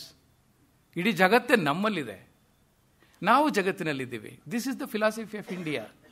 ಎಷ್ಟೊಂದು ಅರ್ಥಗರ್ಭಿತವಾಗಿದೆ ನಮ್ಮ ಧರ್ಮ, ನಮ್ಮ ಸಂಸ್ಕೃತಿ, ನಮ್ಮ ನಾಡು. ಎಂಥ ಕೊಡುಗೆ ಇದೆ ನಮಗೆ, ಸಾಕಷ್ಟಿದೆ. ನಾವು ಅದನ್ನು ಮರಿತಾ ಇದ್ದೀವಿ ಇವತ್ತಿನ ದಿನ. ಅದನ್ನು ಬಿಟ್ಟು ಯಾವುದೋ ಪಾಶ್ಚಾತ್ಯ ಕೆಲಸಕ್ಕೆ ಬರೋದು, ಅಲ್ಲಿ ನೀನು ಯಾರು ಅಂತ ಗೊತ್ತಿಲ್ಲ, ಎಲ್ಲ ತುಟಿಯಿಂದ ಹೊರಗಡೆ ಮಾತ್ರ, ಹೃದಯದಿಂದ ಏನೂ ಬರಲ್ಲ ಮಾತುಗಳು. Hi, how are you, what a great day. ಏನು ಅಲ್ಲಿ ಗ್ರೇಟ್ ಡೇನೇ ಇರಲ್ಲ. ಅಲ್ಲಿ ವಾಟ್ ಎ ಗ್ರೇಟ್ ಡೇ ಅಂತಾರೆ, ನಾರ್ಮಲ್ ಆಗಿರುತ್ತೆ. ಇನ್ನೂ ಸ್ನೋ ಜಾಸ್ತಿ ಬೀಳ್ತಿರುತ್ತೆ. This is the problem in that country. You cannot share your feelings. ಯಾರ್ದಾದ್ರು ಮನೆಗೆ ಹೋಗಬೇಕು ಅಂತಂದರೆ you have to call up and ask, I am planning to visit your house, can I come over there? ಅವ್ರು permission ಕೊಟ್ಟರೆ yes you can come ಅಂದರೆ, then when can I come? And if I come there afterwards, how long I can stay with you? ಕೇಳಬೇಕಲ್ಲಿ. Otherwise 3 hours ನಾನು ನಿಮ್ಗೆ ಹೇಳಿದ್ದೆ, I am really busy, so can we depart ಅಂತಾರೆ. ನೇರವಾಗಿ ಮುಖಕ್ಕೆ ಹೊಡೆದಾಗ ಮಾತಾಡ್ತಾರೆ. ಅಲ್ಲಿ ಫೀಲಿಂಗ್ಸ್ಗೆ ಅರ್ಥನೇ ಇಲ್ಲ. ಇಲ್ಲಿ ಭಾವನಾತ್ಮಕ ಜೀವನ ಹೇಗಿರುತ್ತೆ ಅಂತಂತಂದರೆ, ಅದಕ್ಕೆ ನಾನು ಬೆಲೆ ಕಟ್ಟೋಕ್ಕೆ ಆಗಲ್ಲ. ನಾಟ್ ಎವ್ರಿಬಡಿ ಸ್ವಾರ್ಥಿಗಳಲ್ಲ, ಎಲ್ಲರೂ ಸ್ವಾರ್ಥಿಗಳಲ್ಲ. ಅದೇನೋ ಕಾರಣಾಂತರಗಳು ಏನೇನೋ ಆಗಿರುತ್ತೆ, ಇಲ್ಲ ಅಂತಲ್ಲ ಪರಿಸ್ಥಿತಿ. ಆದರೆ we still live under that structure, ನಮ್ಮ ವ್ಯಾಲ್ಯೂಸ್, ಹಿಂದೂಯಿಸಮ್, ನಮ್ಮ ವ್ಯಾಲ್ಯೂಸ್ ಏನಿದೆ ಅದನ್ನು ನಾವು ಉಳಿಸ್ಕೊಂಡಿದ್ದೀವಿ. ಮುಂದೆ it will come back to us again. Let this youngsters go anywhere and do anything. ಅದಕ್ಕೆ ಡಾಕ್ಟರ್ ಅಬ್ದುಲ್ ಕಲಾಂ ಅವರು ನನ್ನ ಮಗನ MBBS ಪಾಸ್ ಔಟಿಂಗ್ ಆದಾಗ ರಾಜರಾಜೇಶ್ವರಿ ಮೆಡಿಕಲ್ ಕಾಲೇಜಲ್ಲಿ ಬಂದಿದ್ದರು. ಅವರೊಂದು ಪ್ರಶ್ನೆ ಕೇಳಿದ್ರು ಮಕ್ಕಳಿಗೆ, who is your real Guru, tell me ಅಂತ. ಎಲ್ಲ ಮುಖ ನೋಡ್ತಾ ಇದ್ರು, ಯಾರನ್ನ ರಿಯಲ್ ಗುರು ಅಂತ ಹೇಳ್ತಾರೆ? They cannot say that. Then he himself said, you all passed out, ಪುಸ್ತಕ ಓದಿದ್ದೀರಿ, ನಾಲೆಡ್ಜ್ ಇದೆ, ಡಾಕ್ಟರ್ಸ್ ಆಗಿದ್ದೀರಿ. Your real guru is next to your patients. You have to learn from the patients. ಅದು ನಿಜವಾದ ವಿದ್ಯೆ ಅಂಥೇಳಿ. ಹಾಗೆಯೇ ಅವ್ರು ಹೇಳ್ತಾ ಇದ್ರು, ಮೈ ಡಿಯರ್ ಯಂಗ್ಸ್ಟರ್ಸ್, ನೀವೆಲ್ಲ ಭಾರತೀಯರು, ಇಲ್ಲಿ ಓದಿದ್ದೀರಿ, ಪ್ರತಿಭಾವಂತ ವ್ಯಕ್ತಿಗಳು, ಇಂಟೆಲಿಜೆನ್ಸ್ಗೆ ಏನು ಕಮ್ಮಿ ಇಲ್ಲ ಭಾರತದಲ್ಲಿ, ವರ್ಲ್ಡ್ ವೈಡ್ ಹೋಗ್ತೀರಾ. You be wherever you are, whichever country, whatever you become, let the Indian flag fly in your heart always ಅಂತೇಳಿ. Is that patriot is. Unfortunately we lost him. I saw after Mahatma Gandhi only ಇವರೇ ಇದ್ದಿದ್ದು, ಅಬ್ದುಲ್ ಕಲಾಂ ಒಬ್ಬರೇ ಅಂತ ನನಗೆ ಅನಿಸ್ತಾ ಇದೆ. I didn't see anybody else. ನಿಮ್ಗೇನೋ ಗೊತ್ತಿದ್ರೆ ನನಗೆ ಹೇಳಿ, ಸದ್ಯಕ್ಕೆ ಗೊತ್ತಿಲ್ಲ. So that kind of country it is actually. We still have values. We still have values. ನಮ್ಮ ಜೀವನ ಅಸುರಕ್ಷತೆ ಯಾವಾಗುತ್ತೆ ಅಂತಂದರೆ when we go out of the values. ವ್ಯಾಲ್ಯೂಸ್ನ ಉಳಿಸ್ಕೊಂಡಿದೆ, ಈಗಲೂ ಇದೆ ನನಗೆ ಅಂತಂದರೆ ಅದು ನನಗೆ ತುಂಬ ಅದರಲ್ಲಿ ಆಸ್ತಿ ಇದೆ, ನನ್ನ ಹತ್ರ, ನನ್ನಲ್ಲಿದೆ, ಏನೋ ಒಂದಿದೆ, there is no insecurity for me ಅಂತ ಕೂಡ ಅನ್ನೋ ಫೀಲಿಂಗ್ ಅಂತ ಅನಿಸುತ್ತೆ. ಸೈಬರ್ ಕ್ರೈಮ್ಸ್ ಬಗ್ಗೆ ಸ್ವಲ್ಪ ಎಚ್ಚರಿಕೆ ಇದ್ದಾರೆ. ಈಗ ಟೆಕ್ನಾಲಜಿ ಎಷ್ಟು ಉಪಯೋಗ ಆಗ್ತಾ ಇದೆ ಅಷ್ಟು ಡೇಂಜರಸ್ ಕೂಡ ಇದೆ. One has to be very very careful. ನಮ್ಮ ಇನ್ಫಾರ್ಮೇಷನ್ ಹೇಗೂ ಲೀಕ್ಔಟ್ ಆಯಿತು ಅಂತಂದರೆ ಬ್ಯಾಂಕ್ ಬ್ಯಾಲೆನ್ಸ್ ಎಲ್ಲ ಎಳೆದ್ಬಿಡ್ತಾರೆ. It is happening. ಅದೆಷ್ಟು ಇಂಟೆಲಿಜೆಂಟಾಗಿ ಮಾಡ್ತಾರೆ ಅಂತಂದರೆ, ಎಲ್ಲೋ ಕೂತಿರ್ತಾನೆ ಅವನು, ಯಾವುದೋ ಒಂದು ಸಣ್ಣ ದೇಶದಲ್ಲಿ ಕೂತ್ಕೊಂಡ್ಬಿಟ್ಟು ಕೆಲವು ಕಂಟ್ರಿ ಯಾವುದೋ ಇದೆಯಂತೆ, ಅವ್ರಿಗೆ ಅದೇ ಪ್ರೊಫೆಷನ್ ಅಂತೆ ಟಾರ್ಗೆಟ್ ಮಾಡೋದು. There are few small countries, I don't no, I heard about it. ಆ ಥರ ಆಫ್ರಿಕನ್ ಕಂಟ್ರೀಸು, ಆಮೇಲೆ ಇಲ್ಲಿ ಯುರೋಪಿಯನ್ ಯಾವುದೋ ಒಂದು ಸಣ್ಣ ದೇಶಗಳು, ಅವರು ಅಲ್ಲಿಂದ ಹ್ಯಾಕ್ ಮಾಡ್ತಾರೆ. ಹೇಗೆ ಮಾಡ್ತಾರೆ ಏನು ಗೊತ್ತಿಲ್ಲ. ಇನ್ಫಾರ್ಮೇಷನ್ ಒಂಚೂರು ಸಿಕ್ಬಿಟ್ರೆ ಸಾಕು, ನಮ್ಮ ಬ್ಯಾಂಕ್ ಬ್ಯಾಲೆನ್ಸ್ಗಳು. ಹಾಗಾಗಿ be careful when we are leaking out our information. ಆಗಾಗ ಅದನ್ನು ಚೆಕ್ ಮಾಡ್ತಾ ಇರಬೇಕು ನಾವು. ಕಂಟ್ರೋಲ್ ಸಿಸ್ಟಮ್ಸ್ ಏನೇನಿರುತ್ತೆ ಅದನ್ನು ಮಾಡ್ತಾ ಇರಬೇಕು. But technology is good. Technology is good for us. ಅದನ್ನು ನಾವು ಯಾವ ರೀತಿ ಬಳಸ್ಕೊಳ್ತೀವಿ ಅನ್ನೋದ್ರ ಮೇಲೆ ಅನ್ವಯ ಆಗುತ್ತೆ. ಎಸ್. ಅದು ಜೀವನದಲ್ಲಿ be systematic in method and plan, think through everything in life ಅಂತೇಳಿ. ನಾವು let us not jump into conclusion. ನಮಗೆ ಅನಿಸಿದ್ದೆಲ್ಲ ಒಳ್ಳೇದಾಗಿಲ್ಲದೆ ಇರ್ಬೋದು. ಸ್ವಲ್ಪ ಯೋಚನೆ ಮಾಡೋ ಮನೋಭಾವನೆ. ನಾವು ಸ್ವಲ್ಪ ಯೋಚನೆ ಮಾಡಬೇಕು, ಇದು ಸರಿನಾ ತಪ್ಪಾ, ಮಾಡ್ಬೋದಾ. ಸಡನ್ ಡಿಸಿಷನ್ ಯಾವುದಕ್ಕೂ ತಗೊಳ್ಳೋದು ತಪ್ಪು ಅಂತ ನನ್ನ ಅಭಿಪ್ರಾಯ. ತಕ್ಷಣಕ್ಕೆ ಡಿಸಿಷನ್. ರಿಯಲ್ ಎಸ್ಟೇಟ್ನವ್ರು ಏನು ಮಾಡ್ತಾರೆ ನೋಡಿ, ಕೆಲವರು, ನಾನು ಅಬ್ಸರ್ವ್ ಮಾಡೋದು ನಿಮ್ಗೆ ಹೇಳ್ತೀನಿ. ನಿಮ್ಮ ಪ್ರಾಪರ್ಟಿ ಒಂದು ಸೇಲ್ ಮಾಡಬೇಕು ಅಂತ ಇಟ್ಕೊಳ್ಳಿ. You will approach one real estate guy. Immediately what is says, ಆಯ್ತು ಮೇಡಮ್ ಮಾಡಿಸ್ಕೊಡ್ತೀವಿ, ಏನು ವರಿ ಮಾಡಿಬಿಡಿ ನೀವು, ಆದರೆ ಅಷ್ಟೊಂದು ಬೆಲೆ ಇಲ್ಲ, ಇವು ನೋಡಿ ರಿಯಲ್ ಎಸ್ಟೇಟ್ ಎಲ್ಲ ಬಿದ್ದೋಗ್ಬಿಟ್ಟಿದೆ. ತಕ್ಷಣ ಶುರುವಾಗುತ್ತೆ ಹೊರಡೋದು. ಆಮೇಲೆ ಈಗ GST ಇಂದ ಅದರಿಂದ ತಗೊಳ್ಳೋರೇ ಇಲ್ಲ, ಇವಾಗ ದುಡ್ಡೇ ಇದೇ ಇಲ್ಲ. ಏನೋ ನೀವು ಎಮರ್ಜೆನ್ಸಿ ಅಂತೀವಿ, ನಾವು ಟ್ರೈ ಮಾಡ್ತೀವಿ. ಆದರೆ ಇನ್ನೊಂದು ಏನು ಗೊತ್ತಾ, ನಿಮ್ಮ ಮನೆ ವಾಸ್ತು ಪ್ರಕಾರ ಕೂಡ ಇಲ್ಲ, ಯಾವಲ್ಲ ಕಟ್ಟಿರೋದು ನೀವು. ಆಮೇಲೆ ಇಲ್ಲಿ ಡಿಸಡ್ವಾಂಟೇಜಸ್ಸು ಭಾಳ ಇದೆ. ಎಲ್ಲ ನೆಗೆಟಿವ್ ಹೇಳಿ ನಿಮ್ಮನ್ನು ತಲೆ ಕೂಡಿಸ್ಬಿಡ್ತಾರೆ. ಜಾಸ್ತಿ ಬೆಲೆಗೆ ಹೋಗಲ್ಲ, ಬಂದಷ್ಟು ಬರಲಿ ಅನ್ನೋ ಮಟ್ಟಕ್ಕೆ ಮಾಡಿಬಿಡ್ತಾರೆ. At the same time purchase ಮಾಡೋನ ಹತ್ರ ಹೋಗ್ತಾರೆ. ರೀ ಒಂದು ಪ್ರಾಪರ್ಟಿ ಇದೆ ಏನಂತ ಹೇಳಿ, ನೀವು ಇಡೀ ಬೆಂಗಳೂರಲ್ಲಿಲ್ಲ ಆ ಥರ ಅಂಥ ವಾಸ್ತು ರೀ ಅಲ್ಲಿ ಕಟ್ಟಿರೋದವರು. ಕನ್ಸ್ಟ್ರಕ್ಷನ್ ಆಗಿದೆ ಅಂತೀರಿ, ಇನ್ನು 100 ವರ್ಷ ಅಳ್ಳಾಡಲ್ಲ ಅದು, ಹೀಗೆ ಹೊಗಳ್ತಾರೆ. ಸೊ ಈಗಿರಬೇಕಾದ್ರೆ they play a game in between and make money.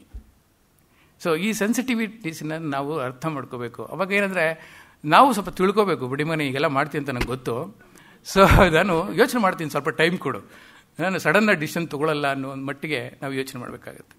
Visualise the problems to the extent possible and think through.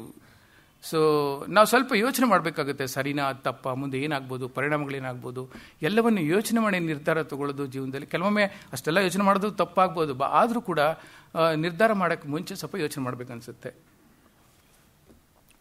ಇಲ್ಲಿ ಫ್ರೆಂಡ್ಸ್ ಯಾರು, ಎನಿಮೀಸ್ ಯಾರು ಕೆಲವೊಮ್ಮೆ ಗೊತ್ತಾಗಲ್ಲ, but we must be very careful. Senior citizens safety and think about how to handle with them as they are like our children. ಮಕ್ಕಳು ವಯಸ್ಸಾದ ಮೇಲೆ ತಂದೆ ತಾಯಿಗಳು ನಮಗೆ ಮಗು ಥರನೇ, ಅದು ನನಗೆ ಅನುಭವ ಆಗಿದೆ. ಅದು ನಾವು ಎಂಜಾಯ್ ಮಾಡೋದು. ಕೆಲವೊಮ್ಮೆ ನಾನು ತಾಯಿನ ಬೈದು ಬಿಡ್ತಾ ಇದ್ದೆ, ಇವು ಭಾಳ ನೋವಾಗುತ್ತೆ ಮನಸ್ಸಿಗೆ, ನಾನು ಎಷ್ಟು ತಪ್ಪು ಮಾಡಿದೆ ಅಂತೇಳಿ. ನಮ್ಮ ತಾಯಿಗೆ ಗೊತ್ತಾಗಲ್ಲ, ಹಳ್ಳಿಯಿಂದ ಬಂದವರು ಆ ವಿಭೂತಿ ತೊಗೊಂಡೋಗ್ಬಿಟ್ಟು ರೆಫ್ರಿಜರೇಟರ್ ಇಟ್ಬಿಡೋರು. ಎಲ್ಲಮ್ಮ ಇಟ್ಟಿದೆಯಾ ವಿಭೂತಿ ಕಾಣ್ತಾ ಇಲ್ಲ ಅಂದರೆ ಆ ಬಾಕ್ಸಲ್ಲಿ ಇಟ್ಟಿದ್ದು ನೋಡು ಅನ್ನೋರು. ಅವ್ರಿಗೆ ಫ್ರಿಜ್ ಅಂತ ಗೊತ್ತಿಲ್ಲ. ಅದು ಯಾವ ಬಾಕ್ಸ್ ಅಮ್ಮ ಅಂದರೆ ನೋಡಿಲ್ಲ ಅಂತ ತೋರಿಸೋರು. ಯಾಕಮ್ಮ ತೊಗೊಂಡೋಗಿ ರೆಫ್ರಿಜರೇಟರ್ ಇದೆಯಾ ಅಂತ, ಏನೋ ಗೊತ್ತಿಲ್ಲಪ್ಪ, ಅಲ್ಲಿ ಇಡಬೇಕು ಅನ್ನಿಸ್ತು ಇಟ್ಟೆ. ಇಂಥ ಮುಗ್ಧರು ಸರ್. ಆ ಮುಗ್ಧತೆ ಇನ್ನೋಸೆನ್ಸ್ ಏನಿದೆ ಅದು ದೈವಿ ಗುಣಗಳು, ದೈವತ್ವ ಅದು. ಅದಕ್ಕೆ ನಾವು ಬೆಲೆ ಕೊಡಬೇಕು. ಅನ್ಫಾರ್ಚುನೇಟ್ಲಿ ಅದನ್ನು ಮಿಸ್ಯೂಸ್ ಮಾಡೋರೇ ಜಾಸ್ತಿ ಅವರು ಜನಗಳನ್ನ. Then take necessary precautions and extra care when they are around. And then keep distance from gossips, rumours and unnecessary people. ಇದೊಂದು ಸರ್, ಗಾಸಿಪ್ಗಳು ಯಾವ್ಯಾವ ಥರ ಬೆಳೆಯುತ್ತೆ, ಯಾವಾಗ ಶುರುವಾಗುತ್ತೆ ಅಂತ ಗೊತ್ತಿಲ್ಲ. ಇದಕ್ಕೆ ಬೆಸ್ಟ್ ರೆಮಿಡಿ ಅಂತಂದರೆ ಇಗ್ನೋರ್ ಅಷ್ಟೇ. Never give importance to any gossips. ನಾವು ಏನು ತಪ್ಪು ಮಾಡದೇ ಇಲ್ಲದೆ ಇರೋದೇ ನಮ್ಮ ಪ್ರಾಬ್ಲಮ್ಮು. ನಮ್ಮನ್ನು ಕಾಲು ಎಳೆದು ಬಿಸಾಕಕ್ಕೆ 4 ಜನ ಕಾಯ್ತಿರ್ತಾರೆ. ಬಿಡಿ ಮಗ, ಇವನ ಮೇಲೆ ಯಾವುದು ಆಪಾದನೆ ಇಲ್ವಲ್ಲ, ಏನಾದ್ರು ಮಾಡಬೇಕು, ಸೃಷ್ಟಿ ಮಾಡಬೇಕು ಹಾಗೆ ಅಂತೇಳಿ.